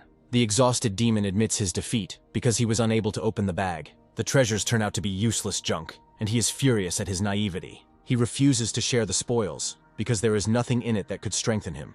But the demon doesn't believe him, and their fragile alliance is once again on the verge of breaking apart. The unexpected appearance of a lizard interrupts their argument, and now they have a new problem. The demon only smirks, because he had hidden the most valuable thing in advance to teach his student a lesson. He reveals his deception, but the snake sees this as just another mockery. The demon's sinister grin suggests that he knows something that can change everything. He talks about the ancient art of puppetry, which turns living beings into obedient dolls. This art is the key to defeating their common enemy, and now they are ready for the final battle. The ancient art of puppetry promises him unlimited power, because one owner is equal to 100 warriors. Dreams of an easy victory intoxicate him, and he already sees himself as an invincible puppet master. But harsh reality brings him back down to earth, because a long and dangerous journey lies ahead of them. Crossing the river proves to be an impossible task, as its depths are teeming with hungry monsters. The only chance of salvation is a steamship, and now they will have to face the most dangerous predator man. Hiding under his hat, he tries to pay the fare, but his invisible presence only arouses suspicion. The gem becomes their ticket on board, but its light attracts greedy glances. They become targets for bandits who are unaware of the fatal mistake they are making. Ridicule and threats rain down on him, because in the eyes of the bandits he is just a defenseless insect. In an instant, their laughter turns to screams of horror as an invisible force descends upon them. Their careless use of force attracts attention, and they are now the center of everyone's admiration. A familiar voice makes the demon wary because he senses the approach of an old enemy. He recognizes the elder as the one who dared to steal his birds, and his heart fills with rage. Panic grips them, and the demon is ready to run, but the snake holds him in place. The elder's keen sense of smell notices something is wrong, but he cannot believe that this is not a human being. A strange energy attracts the girl's attention, and she realizes that she has already seen this man. The elder is approaching, and now they have no chance of salvation. He decides to go all in and talk to the elder, hoping for a miracle. Suddenly the elder recognizes him, and the ice in his eyes is replaced by a warm smile. An unexpected invitation grants them salvation, and now they are honored guests on this ship. He doesn't believe in luck, but the demon explains that in the human world, pride is more important than memory. The danger has passed, but he understands that in this world one cannot relax for a second. The demon opens his eyes to the true stakes, where not lives, but entire states are at stake. The night city greets them with noise and bustle, and they seek refuge in this anthill. Like a master, he demands the best room and food, forgetting that he is only a guest here. The tavern is teeming with life, and every corner is steeped in stories, drunkenness, and brute force. A rich dinner promises them their first real feast in a long time. Under the cover of the hat lurk two hungry monsters, ready to devour everything in their path. They pounce on the food, and their animal appetites turn dinner into a real massacre. The taste of real food intoxicates him, and for the first time in a long time he feels alive. The demon only laughs, because in every dish he senses not only the taste, but also a hidden threat. But the student surpasses the teacher, noticing what escaped the demon's gaze. In this city of vice there is no place for justice, and everyone is to blame for their own death. Meanwhile, other predators are already waiting in the shadows, confident that their poison will soon bring them rich prey. Greed clouds his eyes, because he sees not monsters, but only treasures that will soon be his. The feast is over and they prepare to leave, taking the remains of the poisoned food with them. Under cover of night they disappear, because for a real snake, human traps are just a child's play. But the poison doesn't affect those it was intended to, and the hunter himself becomes the victim. An empty room and the remains of a feast are all that remain of his grand plan. Rage and humiliation drive him to recklessness, and now the chase becomes a matter of honor. The demon decides to go about his business, leaving the snake alone with his thoughts. But trust is not his strong point, and he decides to follow his unpredictable companion. He is surprised to discover that the demon is spending their shared money on weapons. The deception is revealed, and he realizes that the demon has hidden the most valuable treasure from him. Meanwhile, the snake tries to sell the pill profitably, bargaining for each stone. His clumsy attempts at bargaining only evoke laughter and suspicion. A sudden sense of danger makes him freeze, because someone is watching him. He understands that he has attracted the attention of a powerful enemy, and now he cannot escape. New players enter the game, and their intentions are far from friendly. They recognize him as the one who caused the commotion, and now he faces a cruel retribution. They argue, not knowing that their differences only play into the hands of their real enemy. Like a shadow, he follows his victim, confident that this time he will not escape. The hunters are confident of an easy victory, as their target is just a weak newcomer. He comes to the shop to sell the stolen goods, not knowing that he is already being followed. The contents of the bag arouse the merchant's suspicions, and he invites him into his chambers. A sudden order to close the doors turns the shop into a death trap. The hunters realize that their prey is trapped, and now all they can do is wait. 3 hours of waiting turns into an eternity, and their patience wears thin with every passing minute. A satisfied merchant leaves his shop, unaware that his luck will soon turn into a nightmare. He falls into the hands of hunters, and now he will have to answer for his greed. The merchant points to the back door, and now the hunters have a new lead. Rage clouds their eyes and they give chase, not noticing how they are being led into a trap. They realize that their prey is trying to leave the city and decide to block all exits. He watches them from afar, surprised that the demon did not abandon him in trouble. But he decides not to take any risks, because in this city even the weakest can become a deadly threat. The hunters burst into the house, confident that they have cornered their prey. They feel his energy, but cannot find it, and their confidence is replaced by anxiety. They realize that he is hiding somewhere here and begin to search every corner. Polite words cannot hide their true intentions, and the air fills with tension. Patience runs out, and they draw their blades, ready for a bloody end. The first attack falls on the demon, and his rage knows no bounds. Hunters count their victims, not knowing that the real enemy has not even shown itself yet. The demon becomes bait, and now the hunters are sure that their target is a defenseless animal. The sudden appearance of the puppets takes them by surprise, and their confidence is replaced by horror. The demon only laughs in response, because he is not just a beast, but a deity whom they dared to challenge. The fireball proves that his power has not faded away, but was just biding its time. Even after a fatal blow, the enemy remains alive, and his dark energy sows panic. They understand that even dead puppets can be deadly. The demon revels in their fear, because now he is the puppeteer, and they are just puppets in his game. He decides not to interfere, because at the crucial moment he can always collect the debt. The demon just grins, because he hasn't even started to have fun yet. The giant puppet enters the battle, and its power is capable of crushing any enemy. But the demon only licks his lips, because for him this is not a threat, but just a new entertainment. An icy attack hits him, but he doesn't even think about dodging. The giant frog becomes his final trump card in this deadly game. In one gulp she absorbs the icy attack, turning the threat into her own power. They are confident that victory is now in their hands, but the demon only grins. A shadow emerges from the frog's mouth, and its hunger proves stronger than any magic. They realize that they are trapped, and now all they can do is run. But the escape route is blocked, and now they are just pawns in the game of a mad god. They rush into the attack, confident that their combined power is enough to crush any enemy. But the demon only grins, for his wind of bloody blade is capable of tearing apart reality itself. He revels in their fear, because for him this is not a battle, but only a feast. Their energy is suppressed, and now all that remains is to wait for them to collapse from exhaustion. The battle awakens in him a thirst for training, as he realizes how weak he is compared to the demon. The sudden appearance of a beggar catches his attention, and he feels a strange, familiar energy. The wounds on his body are identical to those of the hunters, and a terrible guess pierces his mind. The demon is introspective, not understanding why his victim is not resisting. Suddenly he realizes that this was the true body he had been looking for so long. But what if this is just another puppet, and the real enemy is still lurking in the shadows? He understands that the enemy is somewhere nearby and decides to give it his all, because there is nowhere to retreat. The death of the puppets and the appearance of a mysterious dog ruin all his plans, leaving him alone with the unknown. A firestorm descends upon him, but he meets it with icy calm, ready for any attack. With ease, he creates a water shield, proving that his power over the elements is limitless. He is confident in his defense, not knowing that his enemy controls not one, but all the elements. A sudden attack from thunder talismans takes him by surprise, and his body is pierced by hellish pain.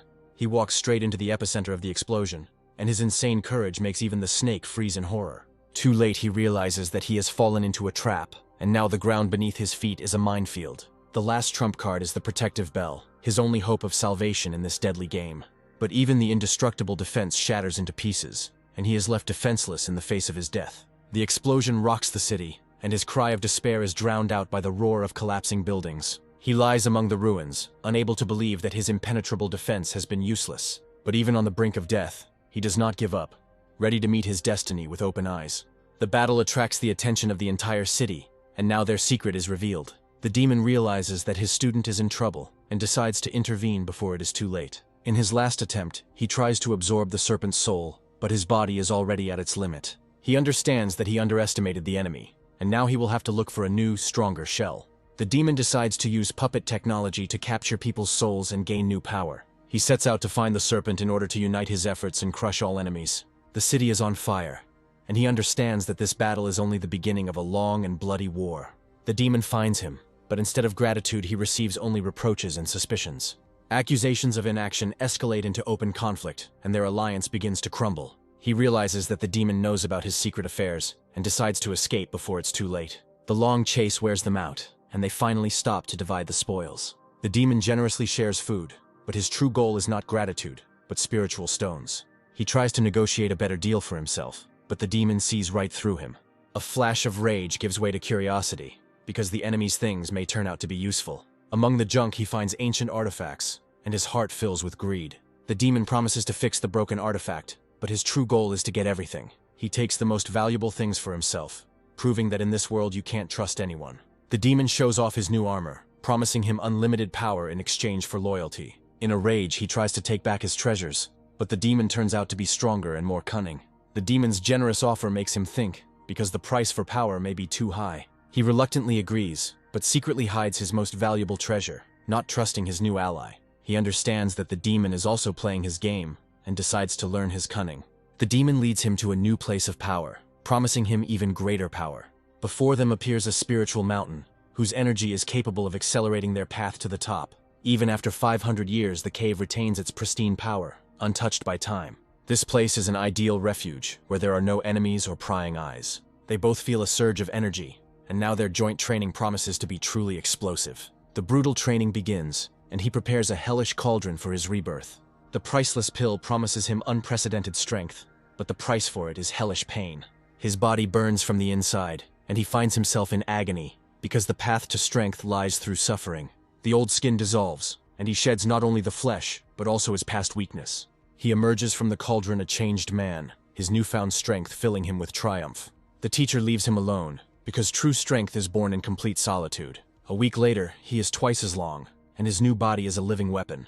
Now he can control his size, transforming from a giant into an invisible shadow. His strength and speed triple, and he realizes that he has surpassed all his limits. The new spikes on his tail hint at his true destiny, to become the legendary yellow dragon. Left alone, he decides to explore the cave, because the absence of the demon is a chance to become stronger. Suddenly his divine consciousness fades and he finds himself in pitch darkness. He feels that something is wrong with his consciousness, and panic begins to take hold of him. In the darkness he stumbles upon something, and a terrible guess pierces his mind. A sharp crystal cuts him, and the pain brings him back to the cruel reality. A whole vault of spiritual stones opens before him, and he realizes that he has found a treasure. He can't believe his eyes, because in front of him is a whole fortune that can change his destiny. Greed gets the better of him, and he decides to hide his discovery from the demon.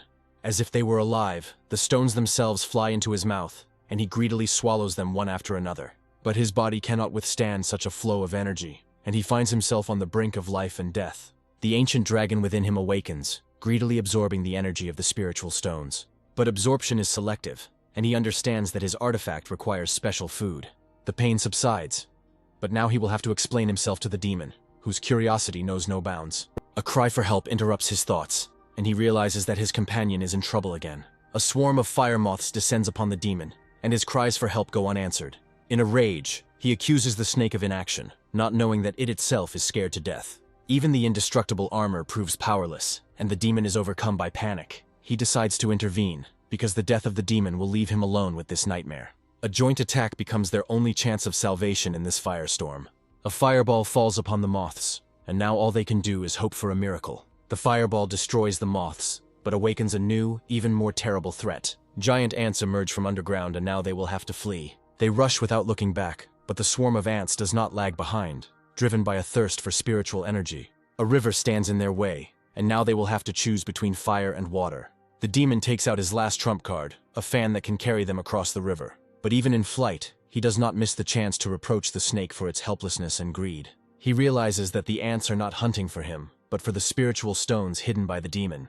It turns out that the highest spiritual stones are a magnet for monsters, and now they are the main bait. The demon admits that he is the cause of all their troubles, and his self-satisfaction knows no bounds. A sudden storm hits them, and now they will have to fight not only monsters, but also the elements. A lightning strike splits the fan, and now they are left alone with the raging elements. The demon throws him a lower stone, hoping that it will distract the monster's attention. The whirlpool draws them into its embrace, and now they will have to fight for their lives. In desperation, he uses water bullets, hoping to weaken the current and escape the trap. But his strength is too little, and he understands that he cannot cope alone. The demon disappears into the abyss, and he is left alone with his helplessness. He dives after him, because despite all the differences, he cannot abandon him in trouble. At the bottom, he finds the cause of the whirlpool, a giant mountain creating a deadly current. Even his thorns prove powerless, and he understands that inevitable death awaits them. Miraculously reaching the shore, he sees that the demon is unconscious, and now their fate is in his hands. In desperation, he decides to do the most disgusting thing, because the demon's life hangs by a thread. Confused and humiliated, he comes to his senses, not knowing whether to thank or curse his savior. He decides to take advantage of the moment to find out from the demon the secret of the highest spiritual stones. The flash of rage in the demon's eyes indicates that he has touched on a forbidden topic. In fear, he tries to retreat, but the demon will not let him out of his tenacious clutches. The demon reveals to him the secret of the abandoned mine, but the price for this knowledge is an eternal debt. 2 months later, the rainy season puts out the fire, but brings with it a new, even more dire threat. Hunters from all over the world come to the mountain, attracted by rumors of untold treasures. Powerful clans are among them, and now the mountain turns into a bloody battlefield. Rumors of the white snake are spreading throughout the area, and now it is the main target for all hunters. The new freedom intoxicates her, but deep down she feels that she has lost something more than just a chain. Hope for survival is mixed with determination, as their goal is to destroy the nest at any cost. The swamp is teeming with invisible dangers, and the fear of an ambush becomes almost tangible. There is something ancient lurking in the murky waters, and even a timid offer of help seems like a harbinger of trouble. Magic reveals the swamp's secret, but the hunter's patience only proves their deadly determination. The unexpected attack from the depths proves that the white snake has a powerful and fierce protector. The appearance of a wolf ruins all plans, and now the hunt turns into a battle for survival. They join forces, and the anticipation of victory mixes with the thirst for a bloody feast. Once they split up, they become twice as dangerous, because now their prey has nowhere to run. The earth rises up against him, and he realizes that the battle for survival has only just begun. 2 months of training transform him from a simple kite into a master of gravity. He hones his skills, and now even the most powerful techniques seem like child's play to him. The demon helps him improve the puppets, turning them into deadly weapons. With the help of his new servants, he sees everything, and now he is the undisputed king of this mountain. But the demon warns him about being overconfident, because his friends can become his weakness. The golden glow left by the demon becomes their only protection in this hostile world. A sudden attack interrupts their peace, and now they will have to fight for their lives. The hunter cannot penetrate the glow, and recognition and fear flash in his eyes. The wolf is bound in chains, and now he is just a helpless bait in the hands of cruel hunters. The anticipation of victory intoxicates them, but the golden glow instills an inexplicable anxiety in their hearts. The jade amulet is their last chance, and now all they can do is wait for the mentor to arrive. Greed overcomes fear, and they decide to take a risk, because glory will go to the one who kills the demons.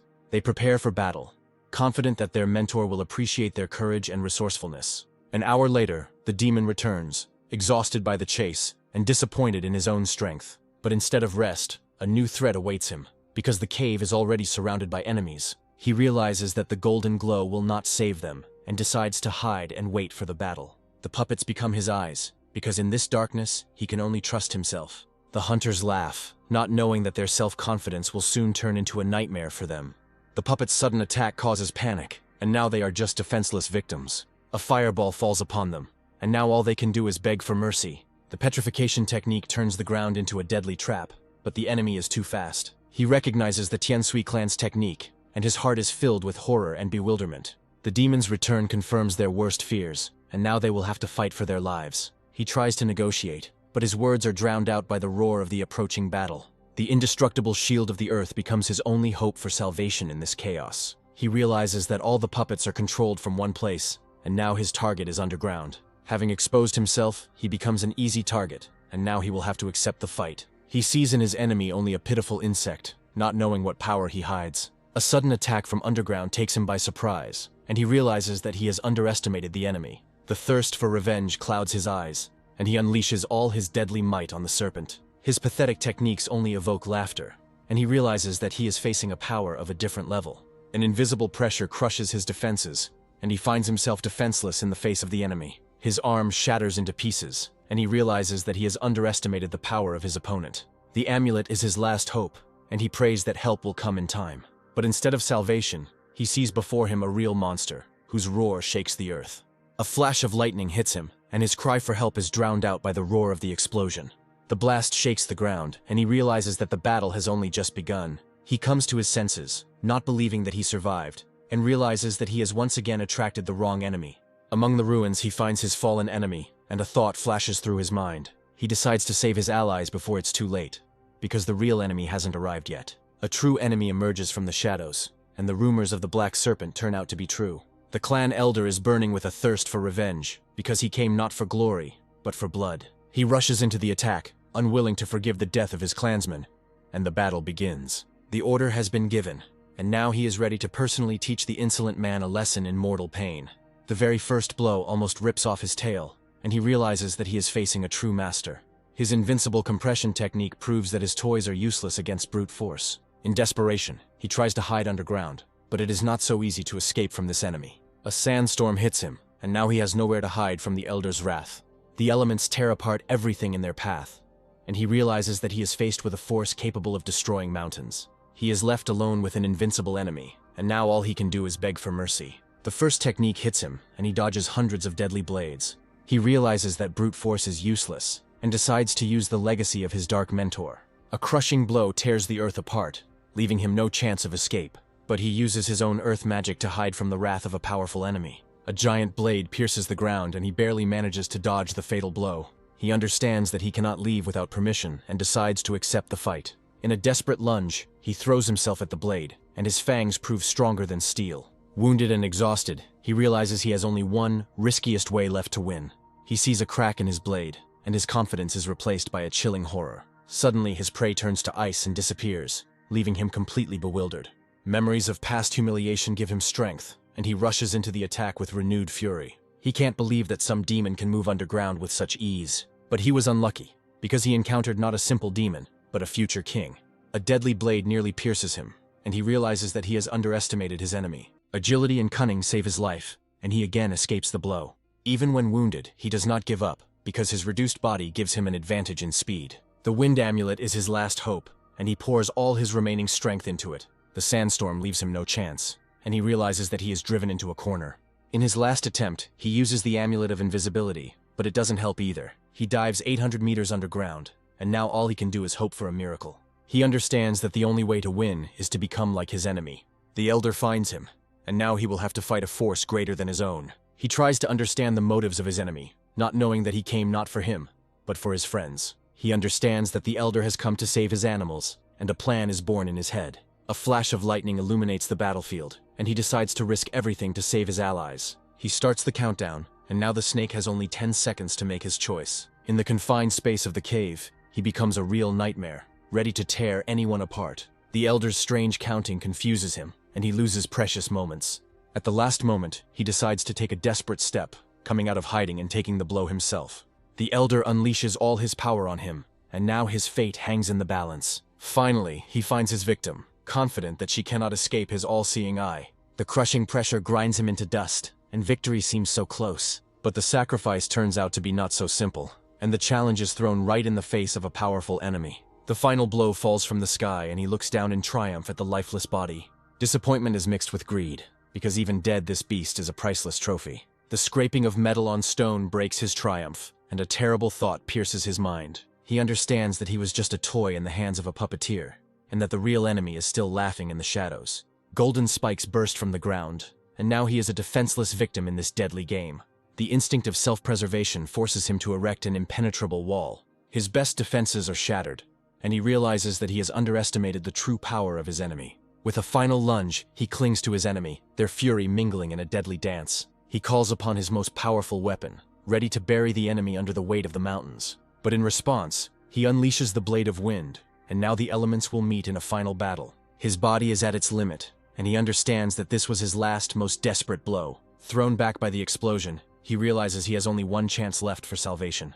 A cold determination flashes in his eyes, for now he knows that this serpent must be destroyed. But a third player emerges from the shadows, having been patiently waiting for his moment. The sudden appearance of the demon turns the hunter into the hunted, and he runs for his life. With one blow, he ends the Elder's life, proving that there is a bigger predator in this game. But victory gives birth to a new conflict, and now they will fight for the right to possess the body of the fallen enemy. His dying cry turns out to be a ruse, and he rises from the flames, ready for the final battle. The battle is over, and now that the enemy has been defeated, it is time for the bitter truth about the price of victory. To win, he had to sacrifice a part of himself, turning his own body into a death trap. Exhausted and broken, he is ready to give up, because the battle has taken from him not only his strength, but also his will to live. The demon's rage unleashes upon the entire clan, and he vows to incinerate anyone who dared to hurt his disciple. He leaves them in a safe place, surrounded by care and protection, because even demons have those they protect. He leaves to bring healing, leaving them alone with hope and fear of the unknown.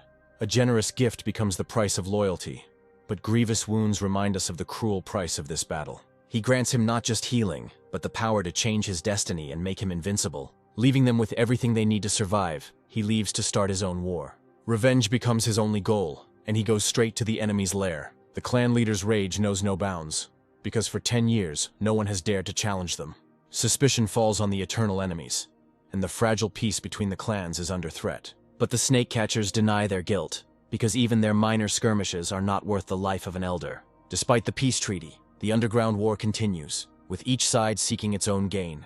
The search reaches a dead end, and they realize that they have encountered a monster they have never seen before. The corpse, burned to ashes, proves that this is not the work of a monster, but of something more powerful. Suddenly, the elder recognizes the handwriting of his old enemy, the Black Serpent, whose name inspires terror. Anger and thirst for revenge are mixed, and now he is ready to do anything to destroy the damned serpent. He decides to turn for help to someone who has already encountered this monster once and survived. He watches from afar, confident that his enemies will not be able to cope with his cunning plan. The demon decides to take advantage of the moment and desecrate the graves of his ancestors in order to protect his student. He finds a tomb, and the icy aura emanating from it promises him untold treasures. But his greed runs into an indestructible barrier, and he realizes that the coffin is protected.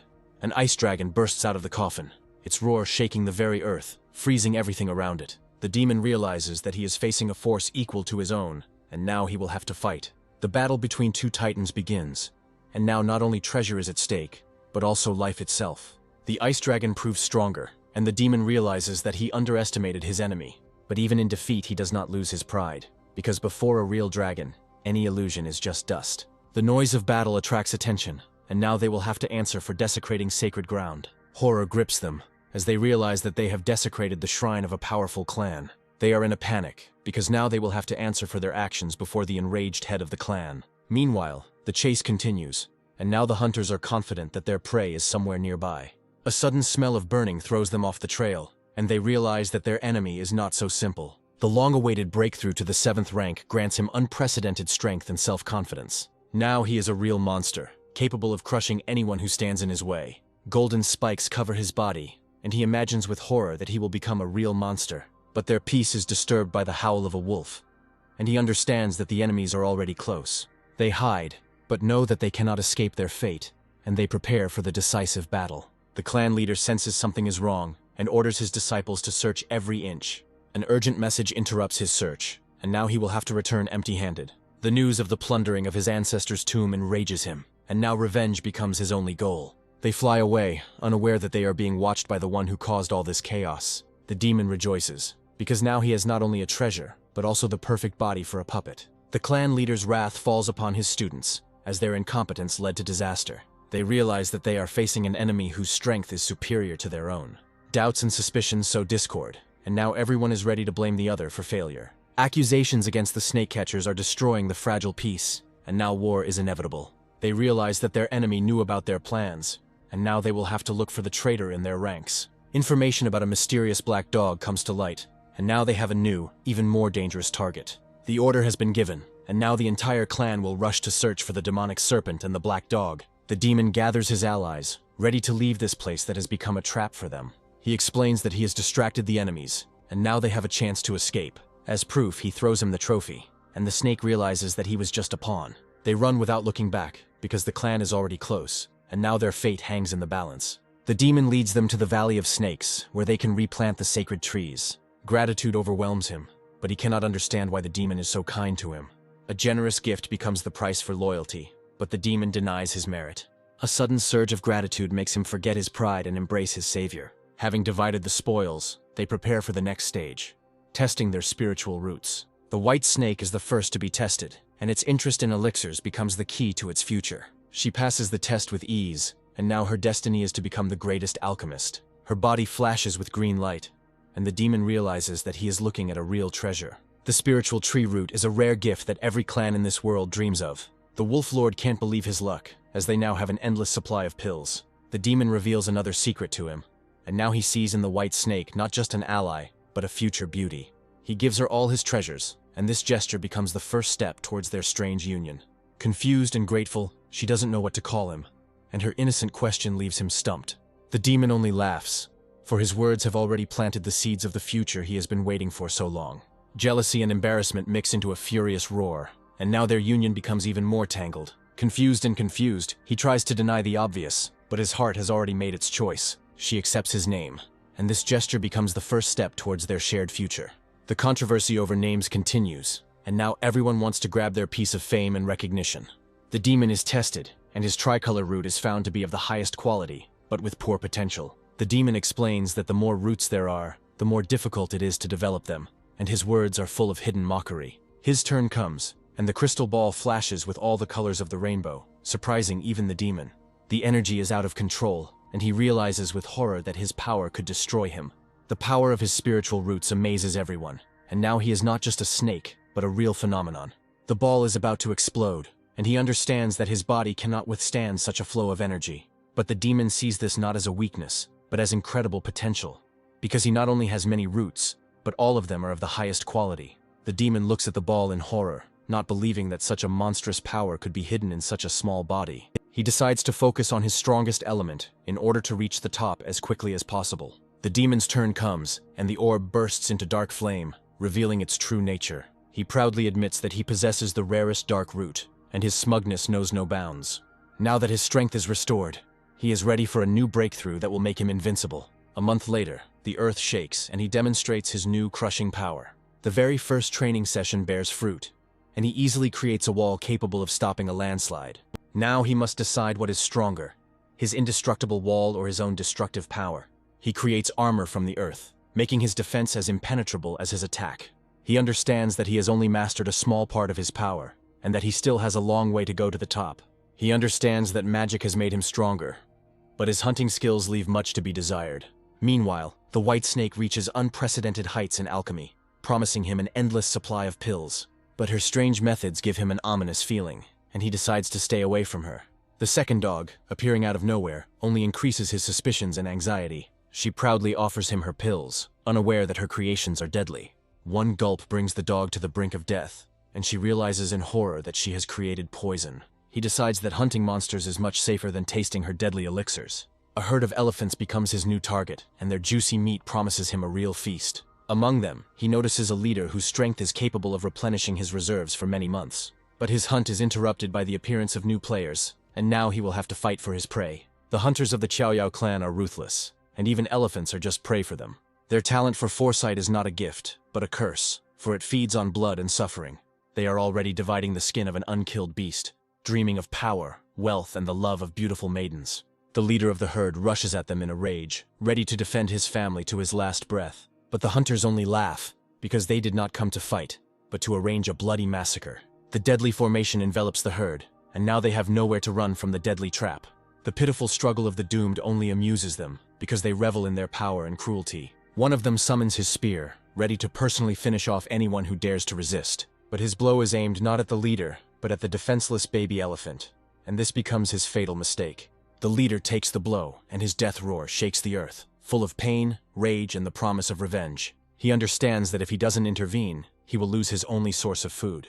But the fear of the powerful clan makes him doubt, because open combat is suicide. He decides to wait, because even a wounded leader is still capable of fighting back. A cunning plan is born in his head, because cunning is a weapon that knows no defeat. Despite his wounds, the leader continues to fight, his fury breaking down the deadly formation. In a last attempt to save his herd, he appeals to the humanity of the hunters. The formation collapses, and now they have a chance for salvation, but the hunters are not ready to retreat. Rage clouds their eyes and they give chase, ready to kill anyone who stands in their way. They split up, and this becomes their fatal mistake, because now they are easy prey. He sees his chance and decides to attack, because now he is not a victim, but a predator on the hunt. The exhausted baby elephant becomes easy prey, and now its fate is sealed. One of them rushes forward, leaving his comrades to be torn apart by the enraged leader. Greed clouds his eyes, and he is ready to sacrifice his friends for the sake of precious tusks. A sudden attack from underground ends the life of one of them, and panic grips the rest. They realize that they are facing a monster they have never seen before, and now all they can do is run. He sets an ambush, and now the hunters are just defenseless victims in his deadly game. A golden spike pierces the leg of one of them, and his cry of despair is drowned out by the noise of battle. Hundreds of fireflies take to the sky, and he realizes he's fallen into another clever trap. The explosion blinds him and he falls, defeated, not believing that some bug has tricked him. A small but deadly enemy emerges from the grass, and now it will have to answer for its cruelty. He saves elephants, but now he will have to become bait for hunters himself. The mentor sees the dead leader and understands that his students have failed. Suspicion falls on the escapees, and he sends his faithful servant to search for them.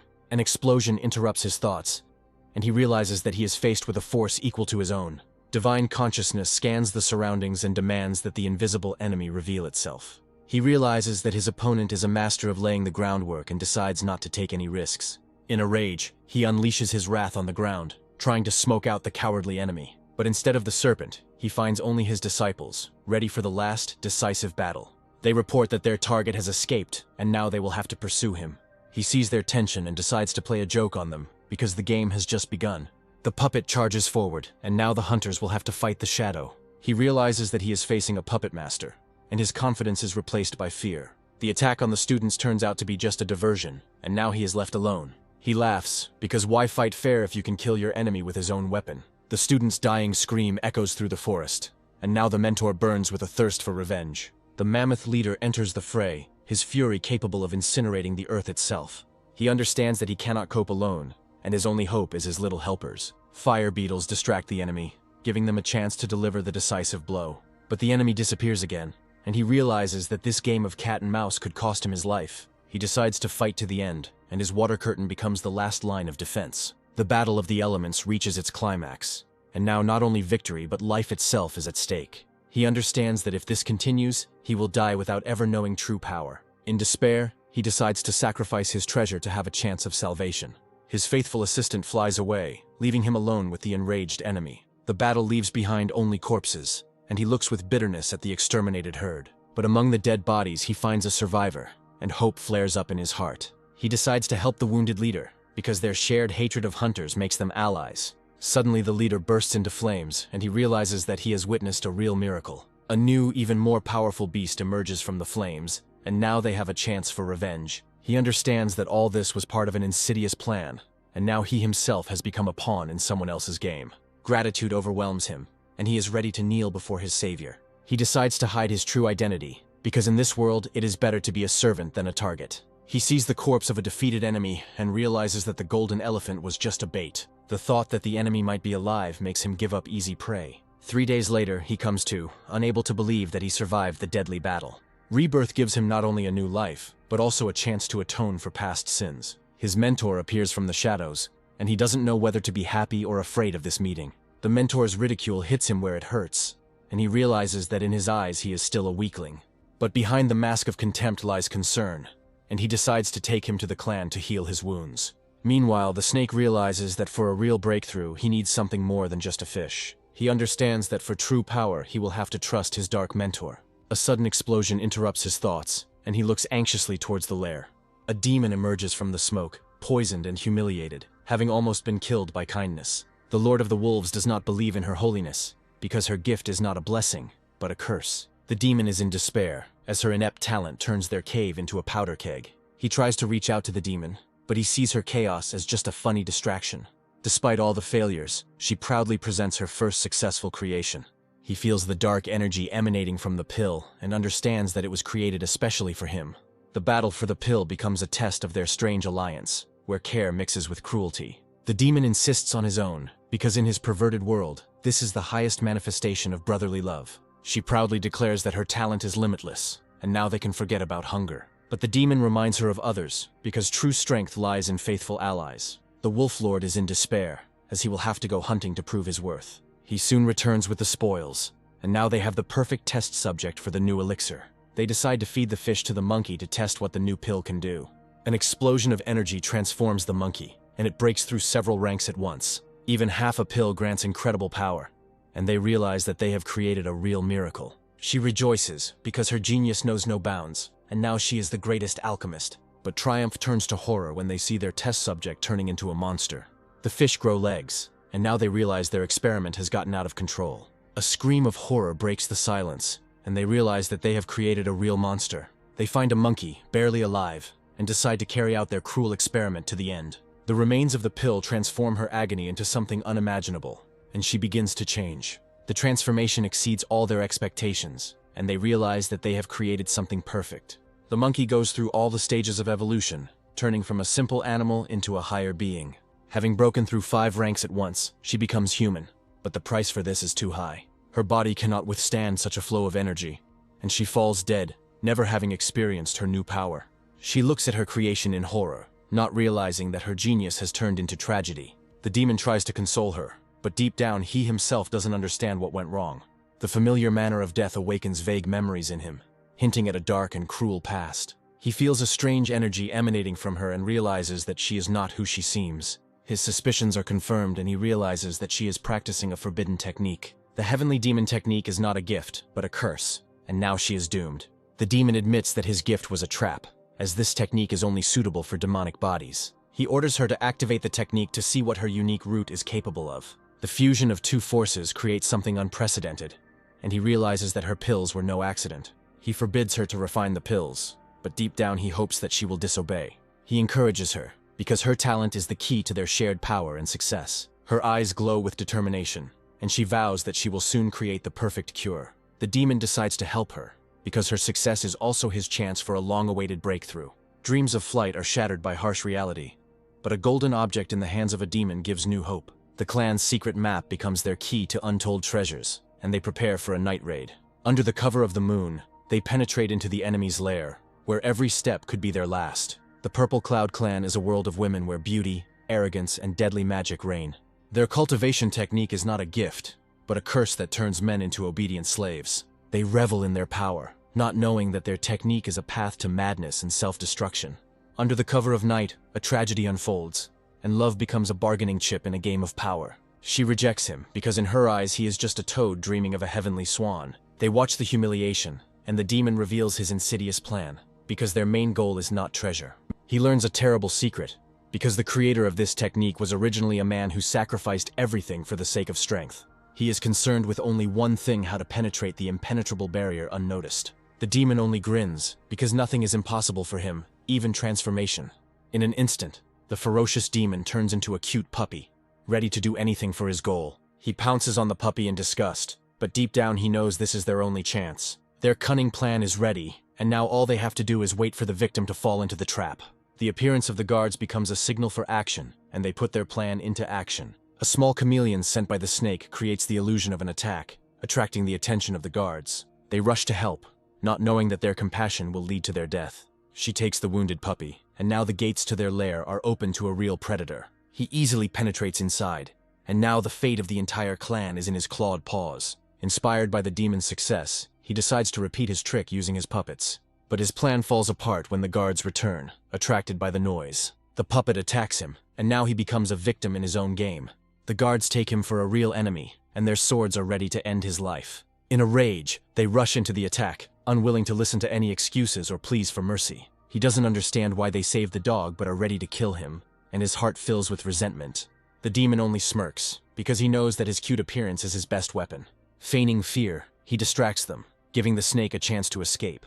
They rush off to search, unaware that their prey has already disappeared into the shadows. He realizes that his plan has failed, and now he can only hope for fate. With one blow, the demon destroys all barriers, and now the path to the treasures is open. He understands that the cunning dog has fooled him, and now he will have to act quickly. The demon reveals to him the location of all the vaults, and now all they have to do is choose a target. He understands that the demon's true goal is not the pills, but the treasures of the mysterious pavilion. Their attention is drawn to cries for help, and they realize that something terrible is happening in one of the rooms. The demon only laughs, because other people's suffering is just a funny entertainment for him. He teaches his student a harsh lesson, reminding him that there is no happy ending for sycophants. But he only snaps back, because in his eyes the demon is not a mentor, but the same thief. Meanwhile, in one of the rooms, a scene full of passion and gratitude unfolds. But behind the gentle words lies a thirst for revenge, and now he is ready to tear his offenders to pieces. The familiar energy makes him wary, because it carries not only power, but also a mortal threat. The demon reveals to him the location of the room with the pills, but warns him of the danger that lurks inside. He develops a cunning plan where each of them will play their part in this deadly game. The demon is ready to do anything to distract the guards, because not only the pills are at stake, but also their lives. Any noise could be their last, but for the sake of treasure they are ready to risk everything. He enters the room and immediately feels a familiar energy that makes his blood run cold. Suddenly he realizes that his old enemy is not only alive, but is one step away from him. The thought of revenge clouds his eyes, and he decides to take advantage of the moment to end it once and for all. But the hard stone under his feet ruins all his plans, and now he will have to improvise. He decides to use his golden needles, because at such a distance they are the most deadly weapon. He understands that he cannot kill three at once, and decides to act cunningly. The appearance of the servant with gifts gives him the perfect chance for a surprise attack. But in the room there is not only his target, but also someone who can ruin all his plans. The servant hides behind the name of the mentor, and now his lie becomes even more dangerous. Women laugh at his naivety, not knowing that before them is not a servant, but a messenger of death. They despise him for his kindness, because in their world, compassion is weakness. He realizes that the demon is useless, and now he will have to act alone. They mock him, not knowing that his kindness is just a mask hiding a deadly threat. He releases his golden spikes, and now their laughter will be replaced by screams of horror. A deadly energy pierces the silence, and now they will have to answer for their cruelty. A golden spike pierces his body, and a scream of agony shakes the walls of the room. The absorption technique drains his strength, and now he is a defenseless victim. An ice arrow pierces his back, and now his fate is sealed. The noise of battle attracts attention, and now their secret is revealed. He decides to run away, because if he is caught, the treasure will go to someone else. The sudden appearance of a servant ruins all his plans, and now he will have to improvise. He tries to justify himself, but his words are drowned out by the rage of his deceived friend. Shock and disbelief give way to rage, and now he is ready to tear the traitor to pieces. He rushes into the attack, and his fiery fist carries all the pain and disappointment. The explosion destroys the room, and now their secret becomes the property of the entire clan. The clan's founder emerges from the shadows, and her power makes even the serpent freeze in terror. He realizes that his mission is accomplished, and now all that remains is for him to do is watch the battle of the Titans. Meanwhile, in the laboratory, the demon faces a new threat, and his patience is running out. The old woman guarding the pills turns out to be not so simple, and her strength inspires respect. The demon decides to take advantage of the moment while everyone is distracted and steal the precious pills. But the smell of burning gives him away, and now he will have to face the angry old woman. He understands that he was deceived, and now he will have to answer for his actions. The sudden attack takes him by surprise, and he realizes that he has underestimated his enemy. He decides to go all in and use his fire magic to distract the old woman. A fireball falls on the furnace, and now he has a chance to escape with the stolen treasure. The demon returns, and now they are ready to begin the most dangerous part of the plan. They rob the lab, and now have everything they need to create an army of puppets. The old woman is furious because she was fooled, and now she wants only one thing: revenge. The demon only laughs, because his student is his main weapon in this battle. The old woman's rage falls upon them, and now they will have to flee. They hide, but understand that the treasures of the clan's past are their only chance for survival. A sudden ringing of the bell gives them away, and now they will have to face the wrath of the entire clan. They realize that they have been discovered, and now all they can do is hope for a miracle. A bad feeling comes over him, and he realizes that it is time to run before it is too late. The demon activates the teleportation formation, and now they have a chance to escape unnoticed. The demon feels that something has changed, and now he is not ready to risk his life. He trusts his intuition and suggests that the demon leave before it is too late. But the demon only laughs, because he believes not in intuition, but in cold calculation and brute force. He understands that the true path to cultivation is not to avoid risk, but to be willing to put everything on the line. Suddenly the demon agrees, and now they are ready to use the puppets together to infiltrate the pavilion. The formation is activated, and now they can only hope that their plan will work. Teleportation takes them straight to the treasury, and they realize that their daring plan has succeeded. They see untold treasures, and now they will have to decide what to take and what to leave. The demon finds something strange, and his instinct tells him that it is not just an artifact. He recognizes it as something he left behind many years ago, and now his past is ready to return.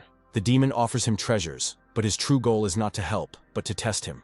Greed wars with caution, and he decides to take only what he can carry. He studies a new spell, because his instinct tells him that the puppets might fail him. The precious pumpkin beckons him, and he decides to take a risk, because such a treasure cannot be missed. Trying to break through the defense turns into hellish pain, and he realizes that he underestimated the enemy. The formation was destroyed, and now they were left alone with the enraged guards. A sudden darkness envelops them, and they realize they are facing a force greater than their own. An elder emerges from the shadows, and her wrath promises them a quick and painful death. The demon tries to resist, but his strength is insignificant compared to the elder's power. She revels in their fear, because today no one will leave this place alive. The order has been given, and now the entire clan is transformed into an impregnable fortress from which there is no escape. The demon realizes that their plan has failed, and now they will have to fight for their lives. He realizes that the elder only appears when the clan is in mortal danger. At the last moment, he manages to grab the most valuable thing, but this attracts unnecessary attention to him.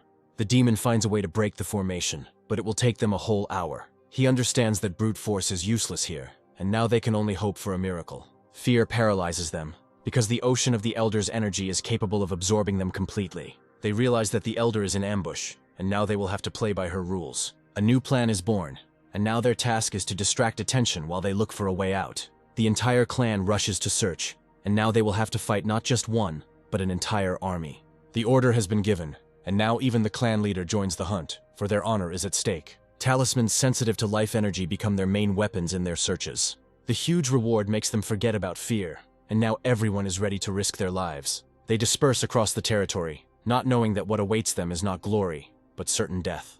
An ambitious student decides to act alone, because victory promises her an unprecedented reward. Her talent and diligence are admirable, but in the eyes of her mentor, she is just a pawn. She is ready to do anything to achieve her goal, because the reward is her only chance for freedom.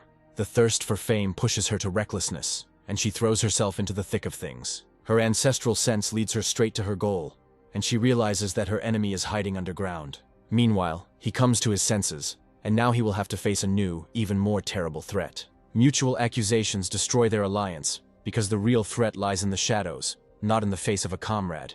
Left for dead, he clings to life, for it is his duty to warn the clan of impending disaster. He understands that his death will be a victory for the enemy, and this thought gives him strength for the final push. Under cover of night, they search for their prey, unaware that they themselves have long since become prey. The found talisman becomes the key to solving the mystery, and now all they can do is call for help.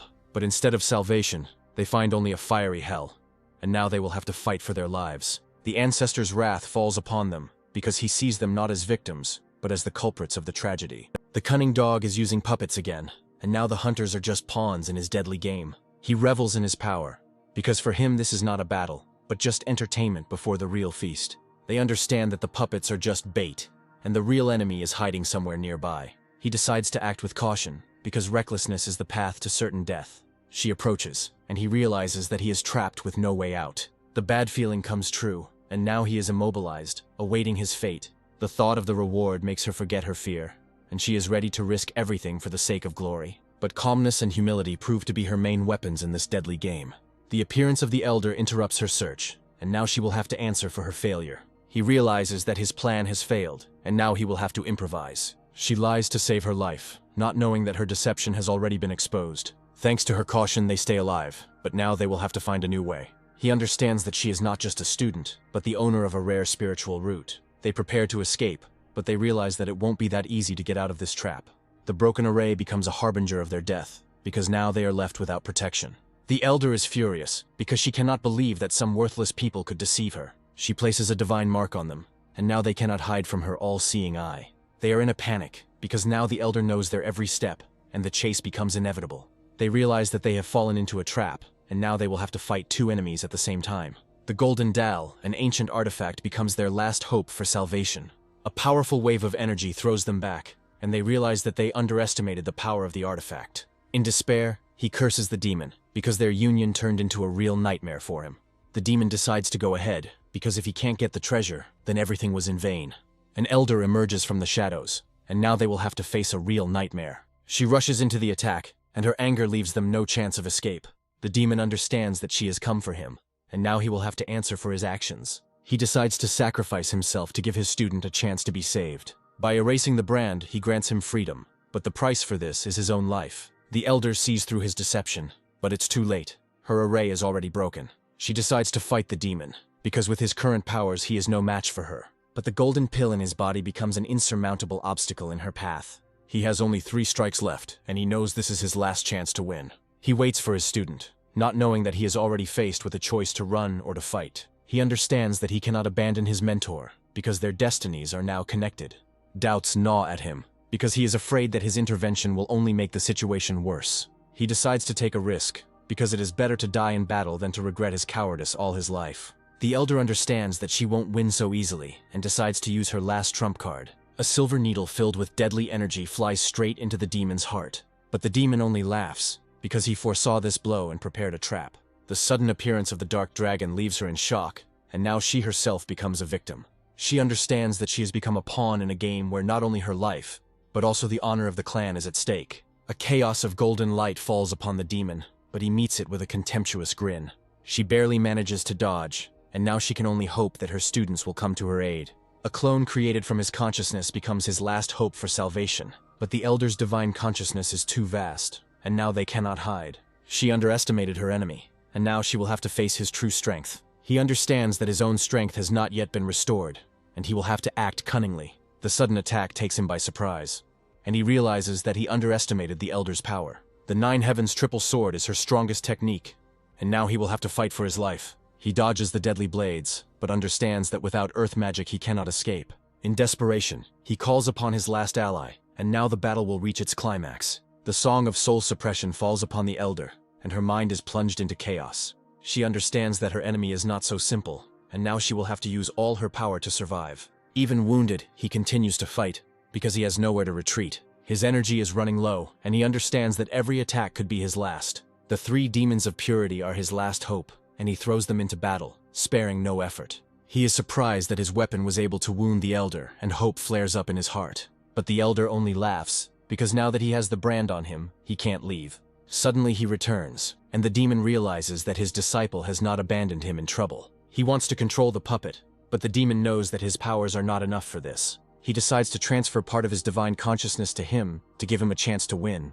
New strength fills him and he rushes into the attack with a roar, ready to crush the enemy. Now they are together again, and their combined power is ready to defy death itself. He decides to use the divine pill because he will have no other chance to win. But the elder returns, and now they will have to face her face to face.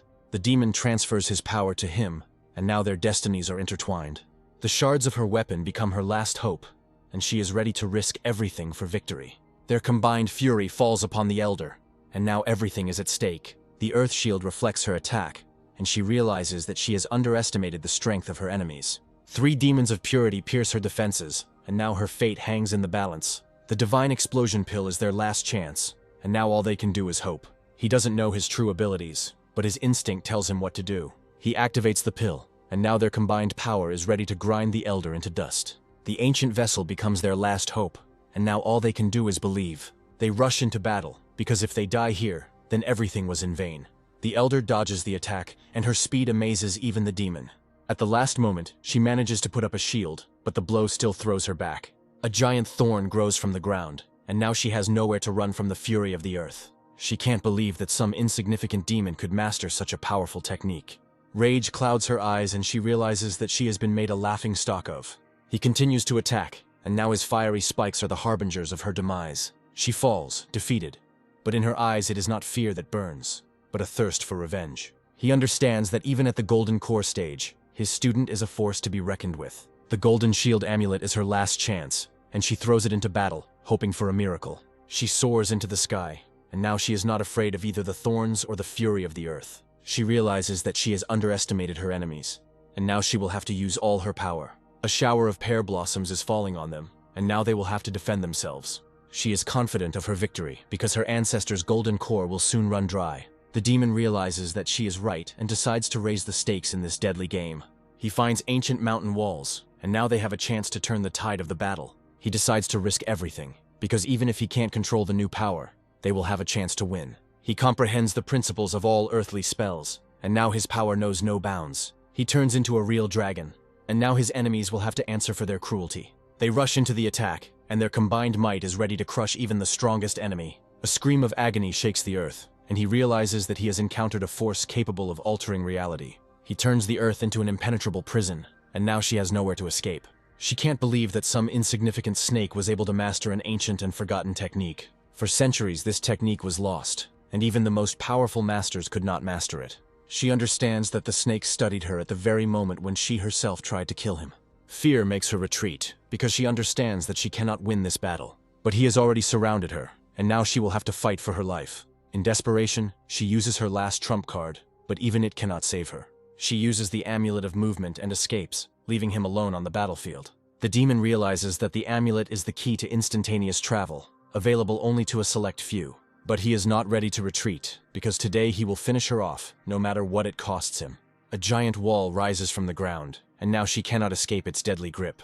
He summons his most powerful technique, and now her fate hangs in the balance. She throws all her amulets into battle, but even their power is not enough to stop him. He turns into a giant stone serpent, and now his power knows no bounds. Even the most powerful talismans prove powerless, and she understands that she is doomed. The demon orders him to finish her off, because they may not have a second chance. The final blow falls upon her, and her body falls limply to the ground. But at the last moment she slips away again, leaving them with nothing. The battle is over, and now that the enemy has been defeated, all that remains is to count their losses. The demon admires his strength, because he not only survived, but created his own technique. But his body cannot bear it, and he falls, exhausted by the battle and his own power. He understands that if he doesn't finish off the enemy now, he won't have a second chance. The demon decides to retreat, because even in a semi-conscious state his student is dangerous. The earthen armor is his last defense, and now he is completely at the mercy of instinct. Even after losing consciousness, he continues to defend himself, and his body becomes an indestructible fortress. The elder regains his weapon, but realizes that the battle is not over yet. The arrival of the ancestor changes everything, and now they have a chance for revenge. The head of the clan sees his defeated student, and now her wrath will fall upon the culprit. The clan leader's rage knows no bounds, and now the entire mountain will be turned into a hunting ground. The order has been given, and now the students are ready to do anything to restore the honor of their clan. They realize that they have underestimated the enemy, and now they will have to act together. A week later, news of the attack spreads around the world, spreading fear and panic.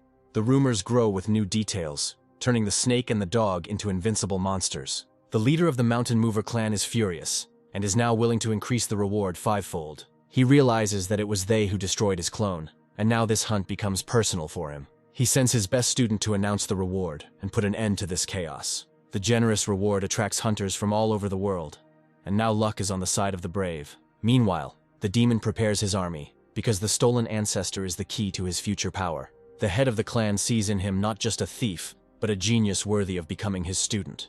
Meanwhile, the enemies are building a new pavilion, preparing for a full-scale war. The order has been given, and now they have only 6 months to prepare for the decisive battle. The huge reward makes him forget about fear, and now he is ready to do anything for the sake of victory. The thunderstorm becomes a harbinger of the coming storm, and he understands that there is little time left. A week passes, and his faithful servant is still unconscious, immersed in the nightmares of the past.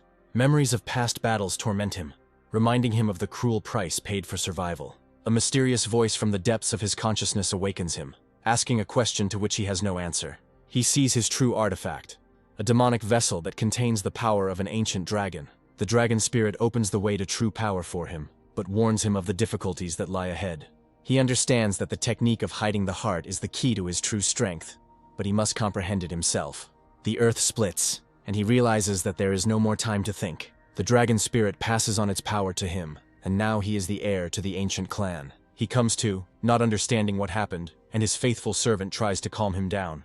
The headache is just a side effect of the pill, but now he is ready for new achievements. He asks about his friends, and the wolf tells him that each of them went their own way. Breaking through to the 8th rank grants him not only strength, but also new, deadly thorns. He decides to find his mentor to help him get rid of the flaws in his technique. The treasures he reaped in battle would be his payment for training, and the key to laying the foundations. He understands that all this was not in vain, because now he has everything to become invincible. He understands that without the demon, a short and inglorious life would await him. Thoughts about the past are interrupted by her gentle voice, and he realizes that he has slept for an eternity. She takes him to a new cave, and now they have the perfect place to train. He finds out that he has slept for half a month, and realizes how far he has fallen behind his friends. As a token of gratitude, she gives him a bag of herbs, and now he is forever in her debt. She offers him her new pills, but he remembers the previous experiment with horror. She tries to prove that her pills have become stronger, but he is not ready to risk his life. She decides to conduct an experiment on pigs to prove her genius to him. But instead of pigs, they find only a clawed paw, and horror grips their hearts. A giant rat emerges from the shadows, and now they must fight a new, even more terrible nightmare. The giant rat turns out to be not alone, and now they will have to face a whole pack. A white snake finds a small rat and decides to use it in his experiments. She realizes that size is the key to victory, and decides to create her own army of monsters. The pill turns the little rat into a giant monster, and now they have their own weapon. The demon is furious because now he has a worthy rival threatening his power. She invites him to try her pills, but he remembers his previous experiment with horror. As a sign of reconciliation, she gives him a whole bag of her creations, and now he is in her power. A special mark on the bag indicates that he is now her property, and he has nowhere to run. She leaves, leaving him alone with his thoughts and fears, because now he is completely in her power. He decides to focus on poison techniques, as this is his only chance of salvation. He understands that her health pills bring death, and the deadly ones bring a real apocalypse. Fear of her creations forces him to look for other ways to become stronger, because his life is at stake. He decides to create his own army, because in the last battle he lost all his puppets. Stone becomes his new material, and he is ready to create an army capable of crushing mountains. The first creations turn out to be weak, but they are ideal for reconnaissance. He tests their strength, and the flying stone proves that his earth root is a powerful weapon. He understands that one puppet is weak, but an entire army is capable of crushing any enemy. The thirst for power takes hold of him, and he decides to create 500 stone warriors. The bag is filled to capacity, but the storage stone solves this problem by giving it endless space. Suddenly he feels that the signal from the talisman has disappeared and realizes that his friends are in trouble. A secret expedition begins with a hidden fear of being discovered.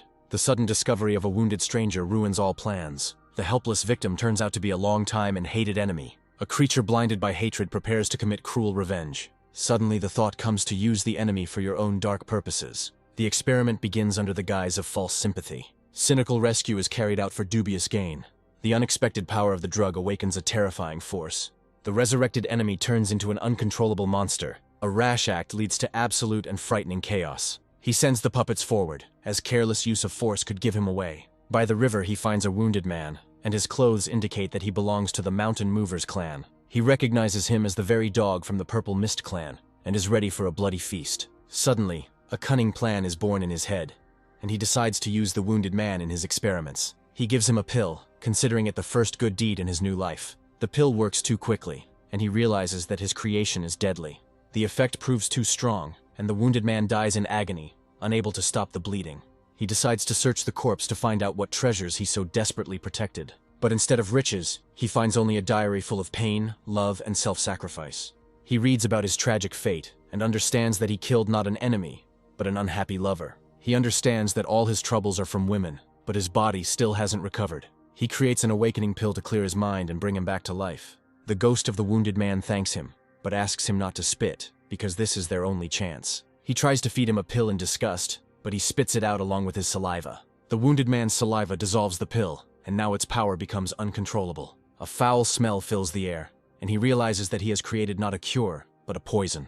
The wounded man begins to vomit, and he realizes with horror that he is about to be drowned in someone else's vomit. He comes to, but now his body is just a vessel for indomitable energy. He summons the Ring of Taming, and now he is ready to subjugate any beast. He prays for a quick death, but the snake only grins, because his torment has only just begun. The talismans react to the approach of people, and now he will have to save not only himself, but also his friends. A group of hunters sets out to search, and now the entire Valley of Snakes turns into a death trap. They carefully check every corner, not knowing that what awaits them is not easy prey, but certain death. The sudden smell of vomit takes them by surprise and they realize they are trapped. They run without looking back, but the disgusting smell pursues them, depriving them of the strength and will to resist. A sudden attack from underground immobilizes one of them, and now he is a defenseless victim.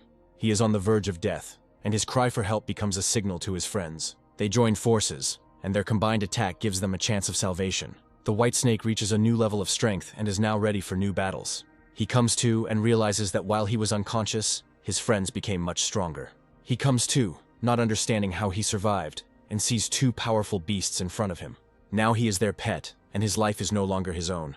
She gives him a pill to make him sleep, and now they can calmly discuss their plans. He falls asleep, and now they can set out on their journey without fear that he will give them away. They head to the mountain on the border of the lands, because a new, even more difficult battle awaits them there. She remembers the demon's words and realizes that he left them a clue on how to cover their tracks. They realize that the demon sacrificed himself to give them a chance at salvation. He decides to lead his enemies into a magical forest where every trail leads nowhere. The hunters arrive at the scene but cannot find the entrance and realize they are trapped. The illusion blade technique destroys the barrier, and now they will have to face a real nightmare. The cave turns out to be empty, and they realize that their prey has escaped again. They feel residual energy and realize that they are just a little late. They decide to split up, as this will give them a better chance of finding the fugitives. Snake-finding techniques become their main weapon in this deadly race. The trail ends at a swamp, and he realizes that his prey is hiding in the muddy water. He decides to blow up the swamp to smoke out the snake, not knowing what power it will awaken. The explosion talisman is falling upon the swamp, and now they will have to face its wrath. A giant crocodile rises from the depths, and now they are just defenseless victims. The king crocodiles unleash their fury on them, and they realize they have been deceived. The snake's trail goes cold again, and now they have to search for it blindly, risking their lives.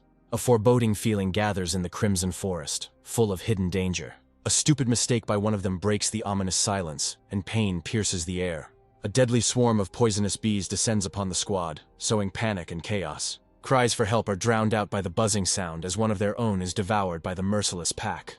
The sudden appearance of a fiery beast in the sky reveals the bitter truth about deception. The realization of the trap comes too late, because they have entered the lair of powerful creatures. The demonic beast's plan becomes clear, but the escape route is already cut off. The earth trembles from an unknown force, adding even more confusion to their desperate situation. A new nightmare emerges from the depths of the earth, huge and furious, leaving no chance for salvation. A brutal blow cuts off the last hope, demonstrating the full power of this primal horror. Horror paralyzes the mind, because the enemy turned out to be a monster of unimaginable power. Even on the brink of death, the last hope for healing glimmers in their hearts. In a desperate attempt, he unleashes an illusory barrage of shining blades on the enemy. The beast's self-confidence is unshakable, its power easily extinguishing any attack. Undeterred, he calls upon the power of the heavens, unleashing a blinding thunderclap. The monster's agility is astonishing as he gracefully dodges the deadly lightning. From the depths of imagination, a water dragon is born, ready to absorb the fiery fury. The clash of the elements shakes the earth, But even the mighty spirit of water cannot overcome the beast. Cunning proves stronger than brute force when water becomes the perfect trap. Shock can be seen in the eyes of his comrades, because their mentor turned out to be much stronger than they thought. The sudden return of the allies brings not only relief, but also a shadow of suspicion. Recognizing the ancient monster brings back the chilling horror of a past battle. From the very heart of the flames rises an old enemy, his soul burning with a thirst for revenge. With a roar of rage, the mighty beast breaks the shackles, proving the futility of their efforts. An unknown weapon falls from the sky, forcing them to flee in panic. The monster's unstoppable power shakes the earth, leaving no stone unturned. At the end of their strength, they miraculously dodge a deadly attack, realizing their weakness. When hope is almost gone, he uses his last chance to call for reinforcements. The enemy rushes forward, trying to sever the last thread connecting them to salvation. A desperate tactical move gives them precious moments to retreat. The earth-shaking echoes of the battle give them a fragile hope of salvation. In this chaos, new players emerge whose innocent appearance is deceptive. The heavy burden slows their flight, testing their loyalty and endurance. The tension is mounting, as every moment of delay could be fatal for them. The surviving pursuers lick their wounds, their souls filled with the bitterness of defeat and a thirst for revenge. Fear of the mighty beast sowed the seeds of doubt and indecision in their ranks. The leader decides to retreat, but his words already contain a promise of brutal revenge. The victory turns out to be bitter, because now his clan will have to look for a new refuge. Ahead of them lies a new, even more ancient danger, hidden in the shadow of a mysterious mountain. They find shelter, but their instincts tell them they are far from alone. The new shelter turns out to be occupied, and direct conflict promises only greater trouble. A cunning plan is born in their little heads, based on a very dubious weapon. The bait has been thrown, and the monkey's curiosity is about to turn into a big mistake. The foul-smelling explosion spreads panic and disgust, sending enemies fleeing in panic. Escaping the consequences of their mischief, they rush through the poisonous cloud. The resentment over the use of a personal secret causes slight discord in their close-knit team. He realizes with bitter irony that his life is a series of ridiculous and risky decisions. Even primates are shocked by such meanness, and are unable to resist the chemical attack. The angry leader postpones revenge, but his gaze does not bode well. A lonely soul remains in the shadows, abandoned to its fate in this dangerous place. Strange smells are confusing, but in this chaos lies the key to new knowledge. The day spent in solitude was spent creating something very insidious. A silent army of stone puppets rises from the earth, ready for their first battle. The first test begins with a devastating rain of rocky bodies raining down on the forest. Blind fury and brute force create a whirlwind of destruction, proving their effectiveness. The realization of the power of one's creation is astounding, as it is comparable to human combat vehicles. A spark of genius gives birth to a new, even more explosive and deadly strategy. A desperate plea for freedom is met with a cold, calculating and distrustful gaze. The captive reveals his story, offering loyalty in exchange for his own life. A fragile alliance is forged with just one glance, where a glimmer of truth struggles with deep mistrust. He ends up with an artifact that can subjugate will, changing the balance of power. The offer to serve sounds like a plea, but is met with cold calculation. Desperate readiness for anything is shattered against the wall of centuries-old mistrust of the human race. The words of the oath are drowned in steel embraces, where every movement threatens death. A cruel test throws him onto the altar of loyalty, where the price may be his life. The daring question of survival only worsens his fate, doubling the stakes in this deadly game. The helpless body becomes a toy in the hands of stone giants, enduring unbearable pain.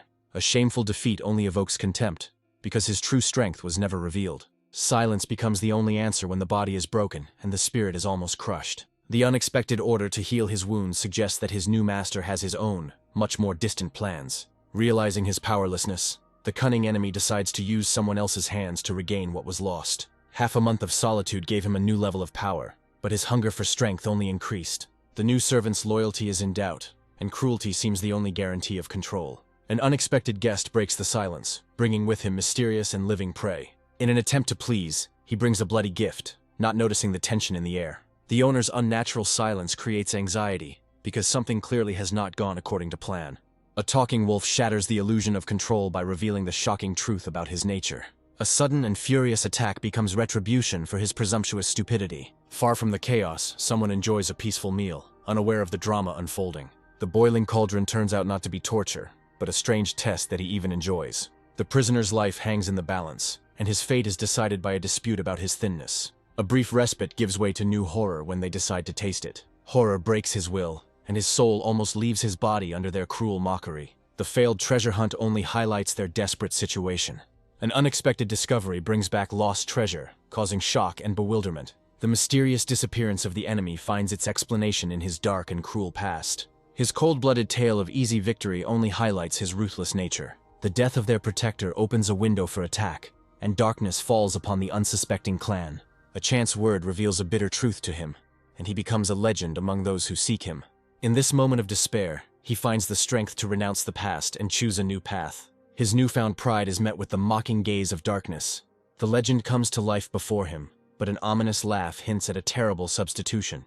Instead of an ancient ancestor, a mysterious beauty, bound in ice, appears inside. The sudden loss awakens in him a furious cry of despair and boundless love. His sudden impulse stuns even animals accustomed to cruelty. A cruel mockery falls upon him like a crushing blow, humiliating his feelings. His humiliating request to at least give up the body is interrupted by a sudden intervention. Desperation pushes him to a mad dash, ready to be content with even a scrap of her clothing. The last hope is shattered by a furious blow that drives him away. The master's true face is finally revealed, and his chilling horror is forever imprinted in memory. The brutal truth about his weakness becomes a humiliating lesson that crushes his pride. He is given the path to great power, but the price for it is mastering the art of seduction and deception. Jealousy flares into rage, because the right to be the first mentor was treacherously stolen. The truisms sound like a mockery, because they have long since passed this level. A cruel kick becomes an act of farewell, sending them on their way with the taste of bitter tears. The aroma of cooking food awakens painful memories that he is trying to escape. Even in this chaos, the simple wait for a hot meal gives them a brief respite. An unexpected gesture of compassion eases his pain, proving that he is not alone in his sorrow. A silent puppeteer watches from the shadows, his true motives a mystery. The first spark of awareness flares in his hand, revealing the true color of his newfound power. His ordinary strength becomes a measure of the norm, only emphasizing his ordinariness. The world is divided into two camps, where geniuses are marked by the rare gift of blue energy. The realization of perfection that blue energy brings becomes his new obsession. The simple arithmetic of power is shocking. One genius is worth 10 ordinary warriors.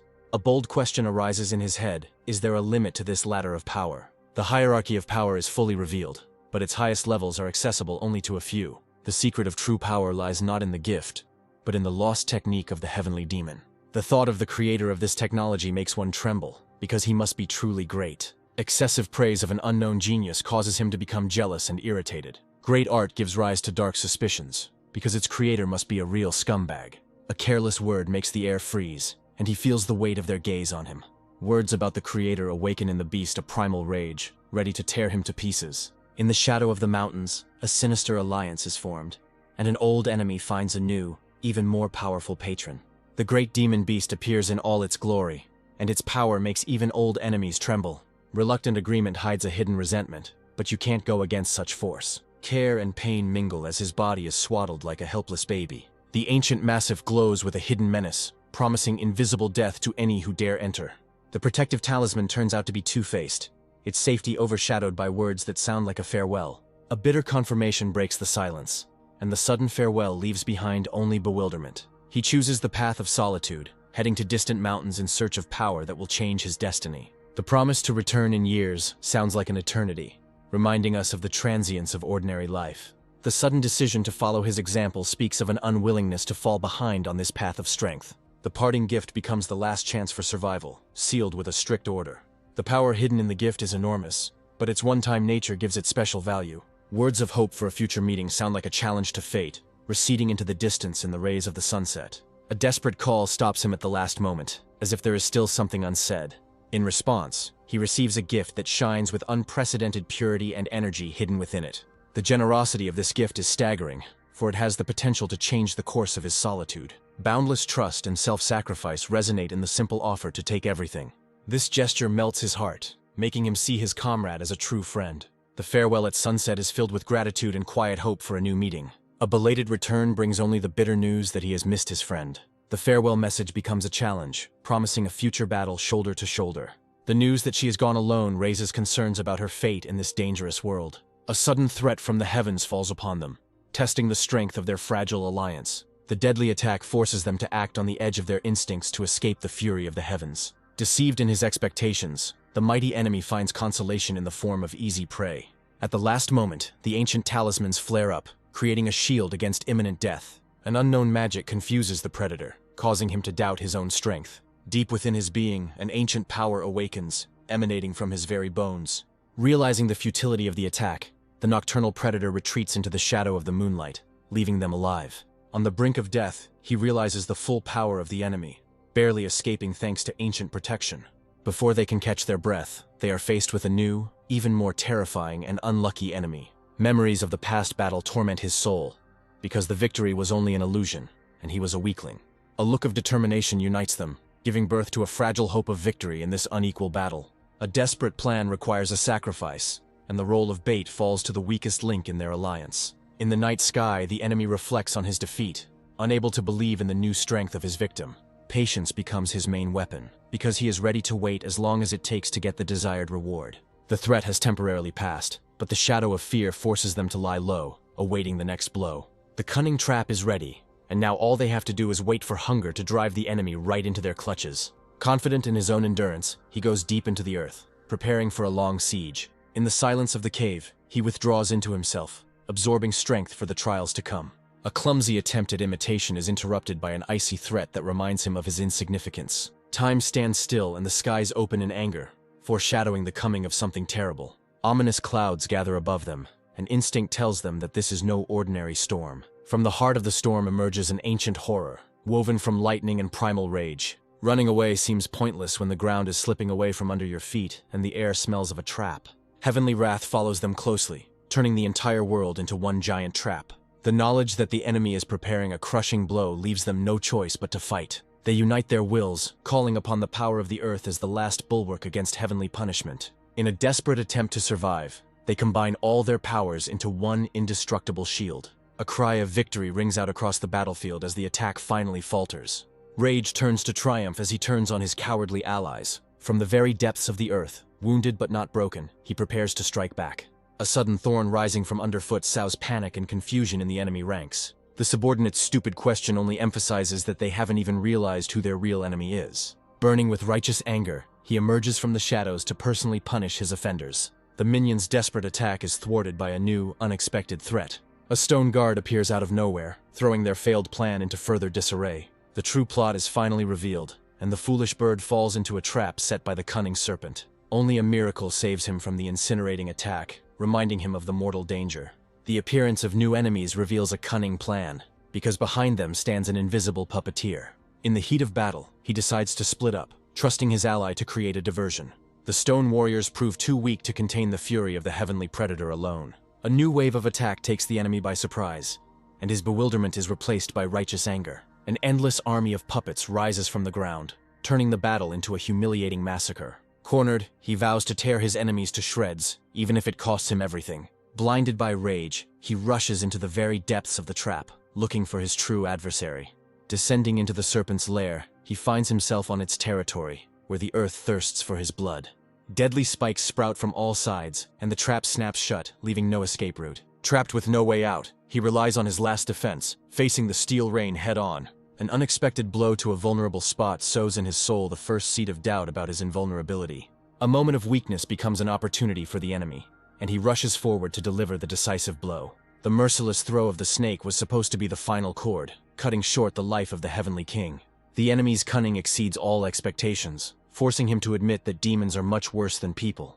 Realizing the futility of the struggle, he chooses a shameful flight, because life is more valuable than pride. Hope for salvation is dashed when the heavens unleash a new, endless army upon him.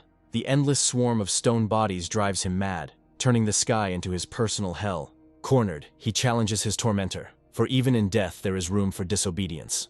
When strength is useless, all that remains is numbers, and he has no choice but to take the onslaught. The last trump card is thrown, and its feathers become a storm of shining blades. The pain sobers him up, and he understands that this snake is a far more terrible opponent than any man. An attempt to escape is shattered by the cold confidence of the enemy, who knows that after such an attack, wings will not save him. A treacherous blow from underground deprives him of his last support and hope of salvation. The flame takes the form of a snake, and the retreating enemy sees himself pursued by death itself. In this deadly chase there is no room for pride, only a desperate desire to survive. The earth itself rises up against him, piercing his body with a merciless thorn. Pinned to the ground, he cannot believe that magic and talismans could not break the will of this monster. In his treachery, he sees the worst traits of people: and promises that the traitor will not see an easy death. The cold sentence has been passed.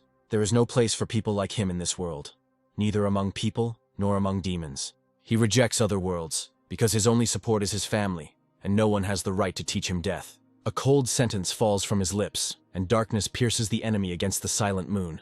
Relief gives way to concern for the missing ally, but a new threat is already looming from the shadows. A sudden blow shakes the ground and pain shoots through his body, catching him off guard. A new enemy emerges from the shadows, its divine aura speaking of a power beyond anything seen before. The familiar appearance of the enemy awakens in the memory the bitterness of past defeat and the thirst for revenge. The death he narrowly escaped returns with renewed vigor, driven by unknown magic.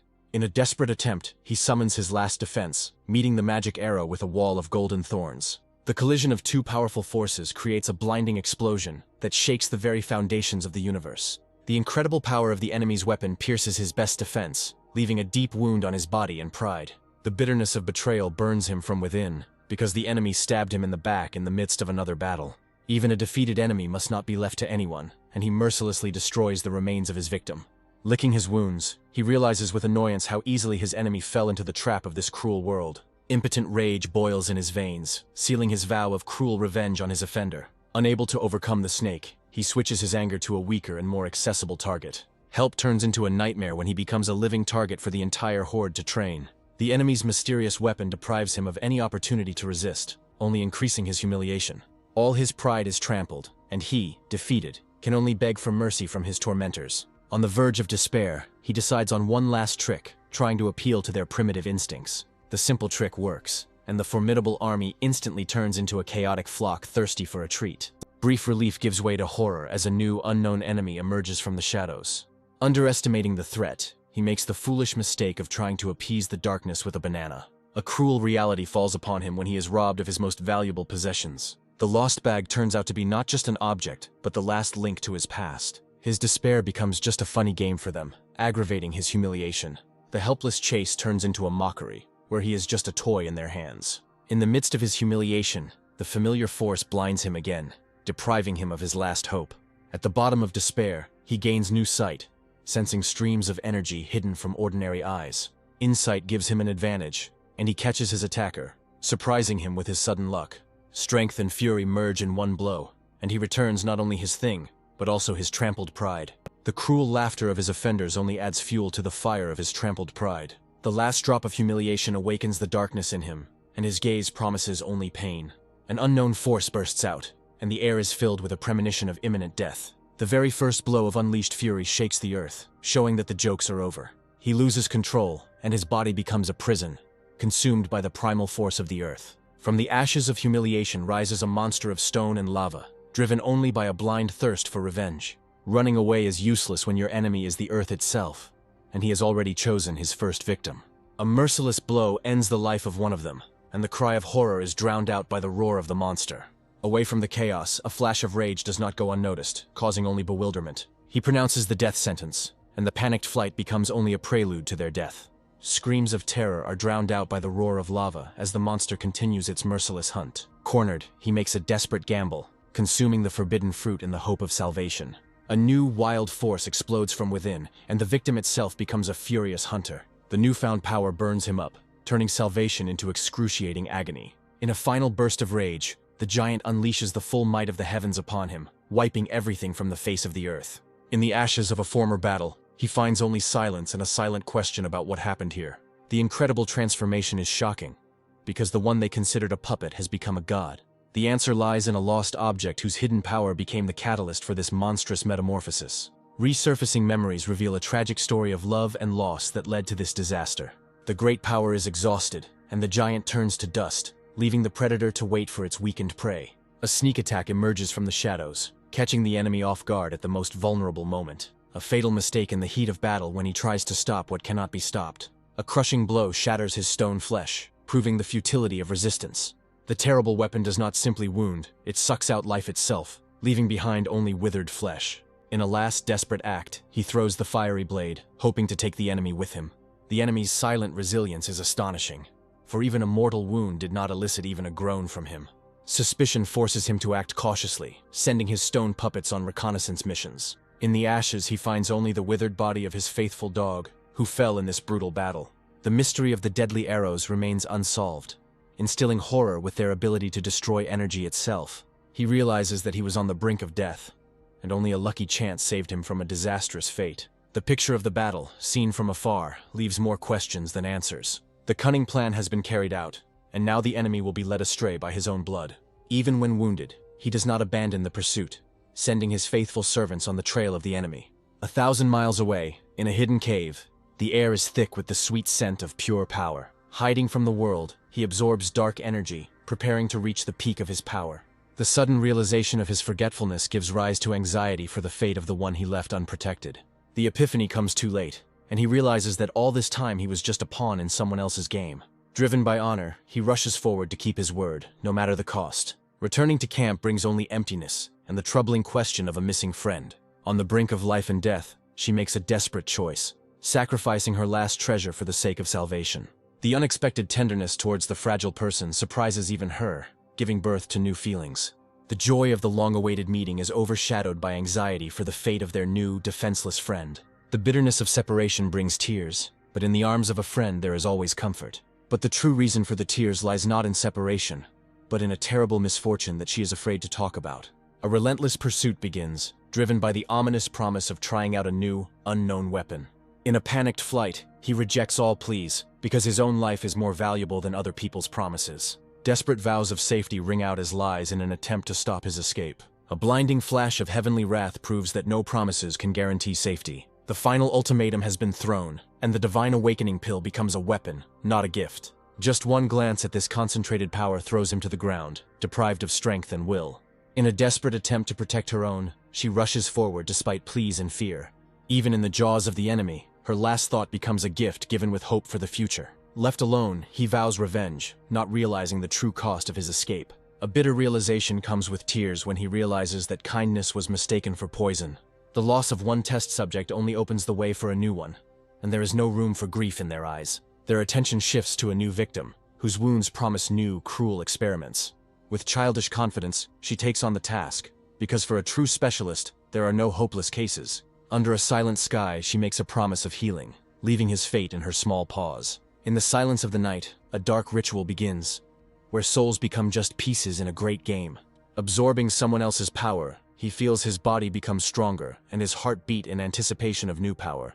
A blinding flash marks a breakthrough to a new level, granting him power never before seen. The newfound power heightens his senses, and the world around him appears in a completely different light.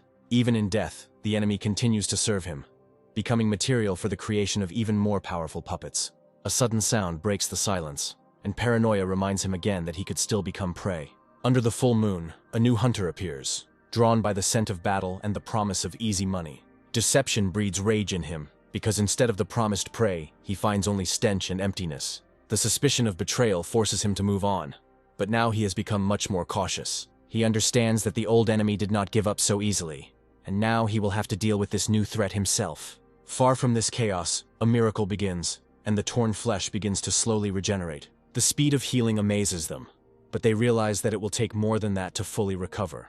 Even in unconsciousness, he is tormented by memories of the cruelty he himself once displayed. The sudden return of a friend breaks the silence, bringing with it not only joy but also shock. Faithfulness to one's word proves stronger than insults, and he brings the promised gift, surprising with his honesty. The farewell is interrupted by a desperate plea for help, because they cannot do without his talent. Traces of a past battle become the key to the solution, and he takes up the trail of his old enemies. A heightened sense of smell detects a new, even more powerful threat lurking nearby. It becomes clear that their enemies are not just cunning.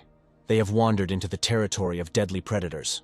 The enemy's weakness is explained by a recent wound, which gives them a ghost of a chance of victory. The mysterious disappearance of the enemy only fuels their passion for the chase, as it is now a matter of honor. The slight mockery of mistrust only underlines how much their relationship has changed. In the shadow of the forest thicket, an old acquaintance comes onto the stage, and his appearance does not bode well.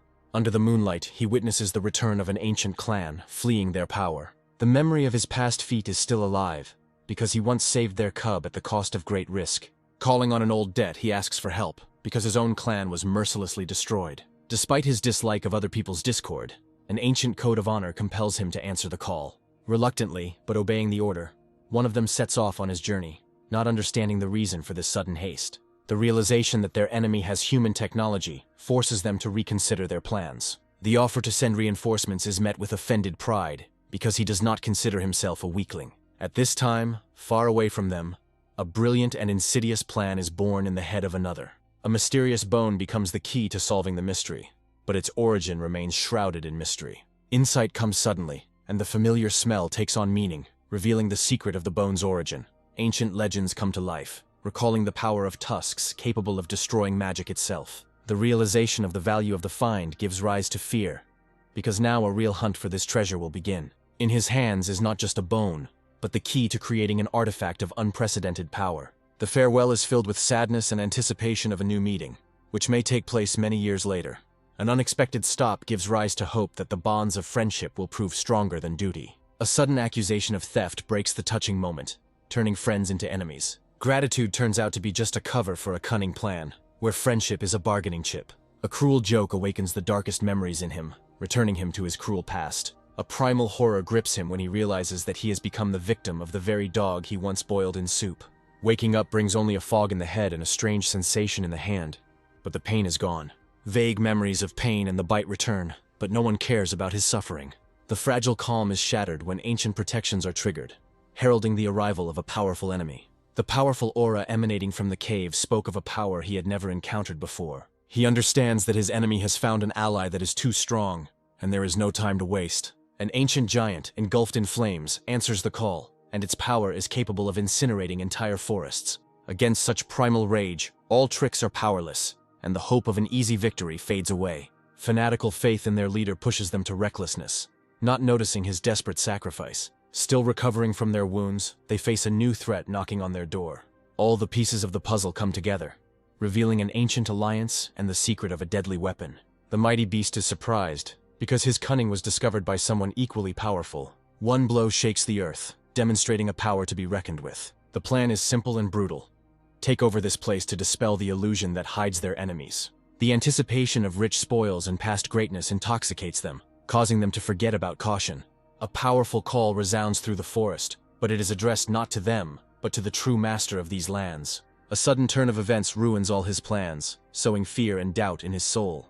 He speaks to an invisible ally, and his words sound like a betrayal to those who considered him theirs. The realization that their enemies are familiar becomes a death sentence for him, and he looks for ways to retreat. The memories that surface reveal the secret of an ancient debt, because once this snake saved his entire clan. An incredible gesture of respect for their leader turns everything on its head, because he is their true benefactor. A desperate plea for mercy for a new home is met with the fiery fury of an ancient benefactor. There is a cold calculation in his words, because the help was only an accident, and they have common enemies. Primal terror contorts his features, and a panicked cry becomes the only salvation for his clan. An ancient debt demands payment, and he proposes an alliance to settle old scores with a common enemy. A sudden blow becomes the answer, because in this battle he will not tolerate outside interference. False alarm gives way to suspicion, because behind the mask of weakness there was hidden a story unknown to him. Looking at the mountain of corpses, he realizes that his friend has changed, and it is time to let go of old worries. The last chance for victory lies in speed and cunning, because only cunning can overcome brute force. The challenge is thrown down, and the small body is filled with determination, because he has never lost in a speed race. The giant's incredible speed erases all hope of salvation, turning the chase into a massacre. A deadly spike piercing the ground almost reaches its target, leaving a trail of fire in its wake. Cold calculation tells him that evasion will only bring him closer to certain death. At the very last moment, he uses an ancient treasure, turning a deadly attack into a springboard. The daring escape stuns the giant, as his own strength was used against him. An unknown artifact becomes his salvation, carrying him away from the fury of his pursuer. The enemy escapes, but his cunning and incredible resilience leave behind only admiration and anxiety. In a fit of rage, he unleashes all his might upon the earth, creating a forest of deadly thorns. Despair gives way to the realization of his own stupidity, when his attack only helps the enemy escape. The blood on his lips becomes proof that even in this unequal battle he was able to strike a blow. Now that the enemy is wounded, the real hunt begins, and the thirst for revenge burns in his eyes brighter than any flame. The suspicion of simulation makes him act even more cunningly, because the enemy may be smarter than he seems. Time is running out, and he rushes into battle, because delay threatens the loss of his most valuable treasure. A daring attack on the fly becomes a trap for him, because the enemy was just waiting for this moment. The sudden blow takes him by surprise, but he still doesn't understand the true purpose of this attack.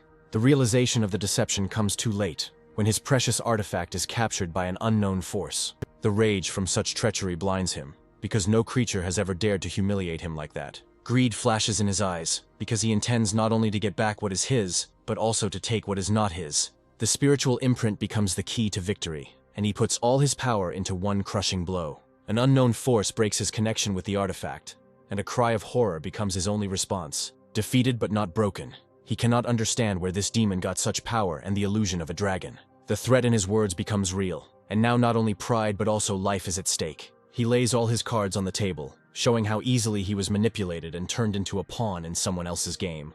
Too late he realizes that a truce is impossible, and the golden scales become his death sentence. The last hope is an energy-absorbing arrow, but even it may not withstand such power. At the most crucial moment, his best weapon crumbles to dust, leaving him defenseless in the face of the enemy. Even in defeat, he finds a nugget of knowledge, realizing that even the tusk has its weakness. The endless rain of golden scales drives him mad, turning the battle into torture. Realizing that the only way to win is to kill the leader, he launches his last, desperate attack. The sudden intervention of the stone golems comes as a complete surprise to him, ruining all his plans. Even surrounded by enemies, he does not give up, tearing them to shreds in a fit of blind rage. The last trump card had been thrown, and a fiery explosion was supposed to be the finale of this battle. Even engulfed in flames, he does not give up, because his rage is stronger than any pain. A desperate vow to take the enemy to the grave with you is met with cold contempt. He understands that he was just bait, and his enemy was a fish caught on the hook. The plan of revenge has been carried out, and now his body will become a toy in the hands of soulless golems. The final blow is dealt in the name of the student, and only by surviving can he consider themselves even. Meanwhile, elsewhere, a battle of the elements rages, where hatred clashes with primal power. The scale of this battle is staggering, as even their benefactor watches, not daring to intervene. From the ashes and fire he rises, wounded but unbroken, bidding farewell to his fallen brother. He understands that the enemy is still alive, and he needs to act with confidence, because this cunning man can pretend to be dead. The final blow of the golden scales puts an end to this battle, leaving the enemy no chance. The gravity technique tears the enemy's body to pieces, and relief finally replaces the tension.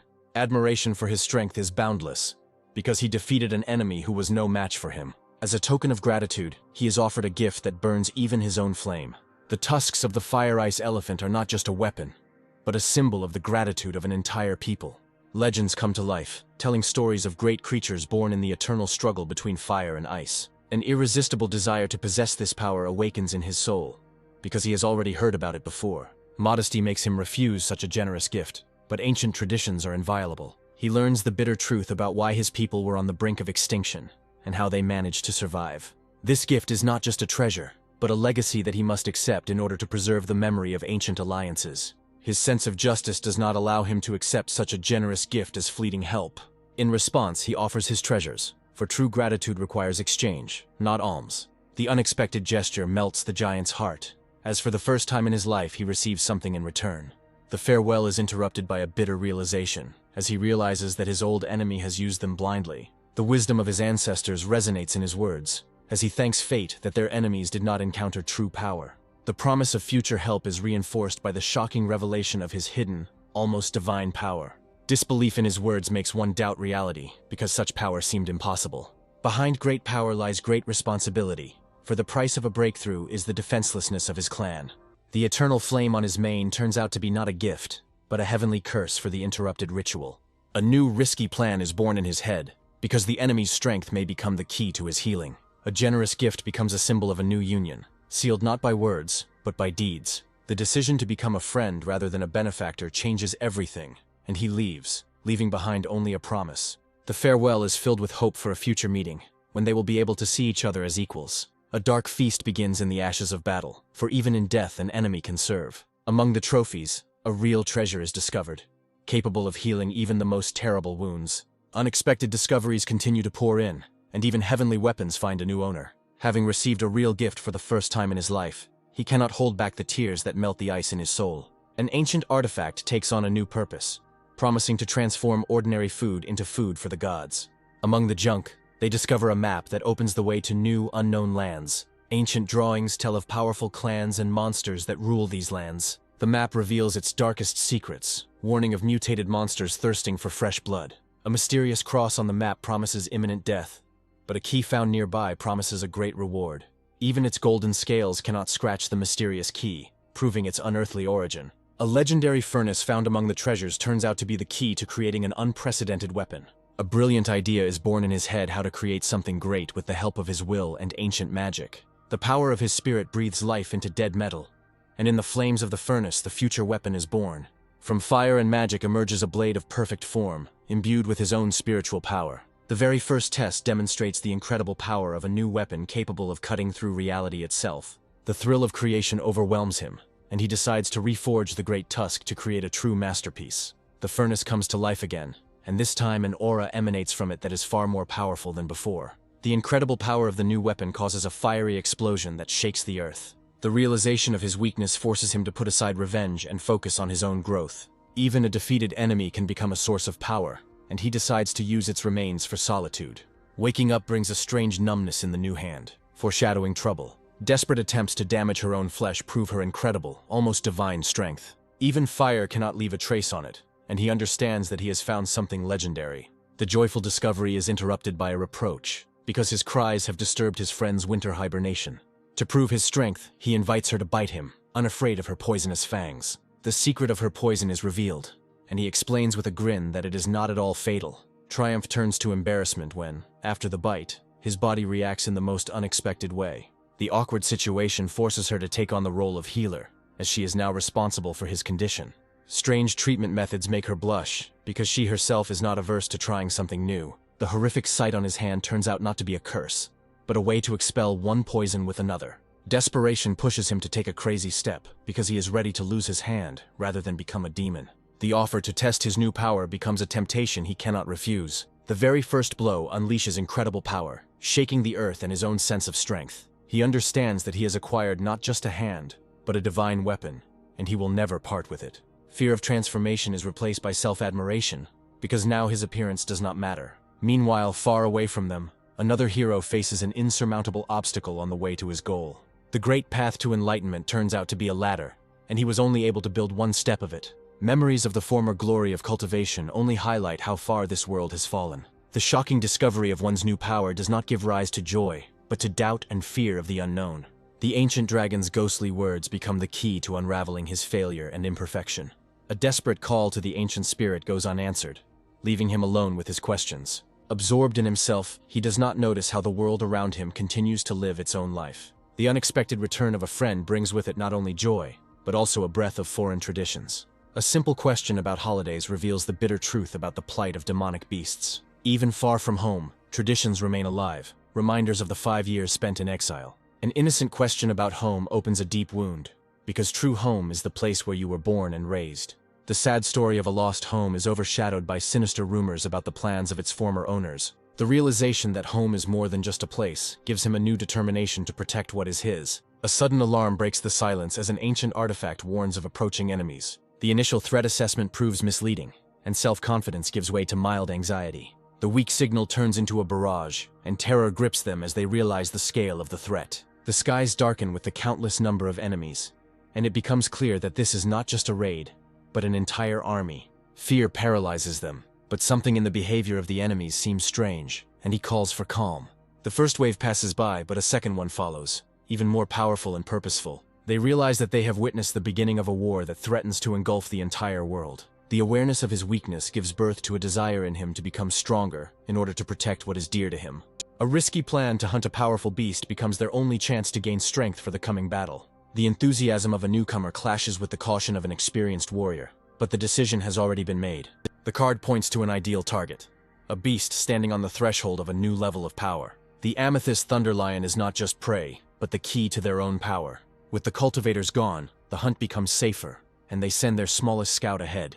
The beast's lair turns out to be a cave full of crystals, whose energy can be both a gift and a curse. The empty den does not stop them, and they decide to follow the trail, guided by scent and instinct. A sudden flash of battle in the distance suggests that their target has already found another opponent. They decide to intervene, as the chaos of someone else's battle could provide them with the perfect cover. The rage of a father who has lost his cub clashes with the cold cruelty of a predator. The irreconcilable feud between the two species flares up with renewed vigor, because now not only their lives, but also the future of their offspring is at stake. Someone else's quarrel becomes an opportunity for them, because in the chaos of battle they can profit at someone else's expense. Doubt creeps into his soul, because luck too rarely smiles on him in this cruel world. The strange wounds on the victim's body suggest that this could all be an elaborate setup. The realization of the trap comes too late, and now they can only watch in silence. The absence of human traces suggests a puppet, as only she could have pulled off such a thing.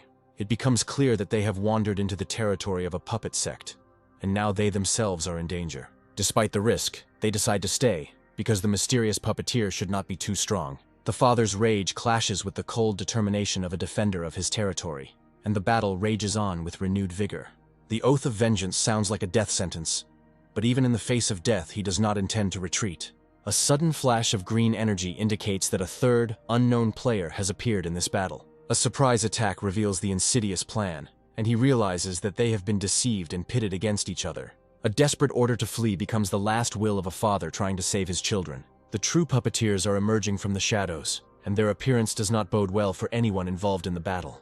The murder charge sounds like a death sentence, and the father's rage falls upon new enemies. The heavenly wood sword meets the beast's fury, and the first blow falls to the cultivator. The cold-blooded murder of innocent cubs for pills reveals the full cruelty of their plan. Even as an observer, he cannot contain his anger, because such cruelty is unforgivable. A new blade, woven from pure spiritual energy, appears out of nowhere, and he rushes to defend himself. Two mighty swords clash in a furious battle, and the air is filled with the ringing of steel. The unexpected intervention takes her by surprise, and she tries to understand who dared to challenge her.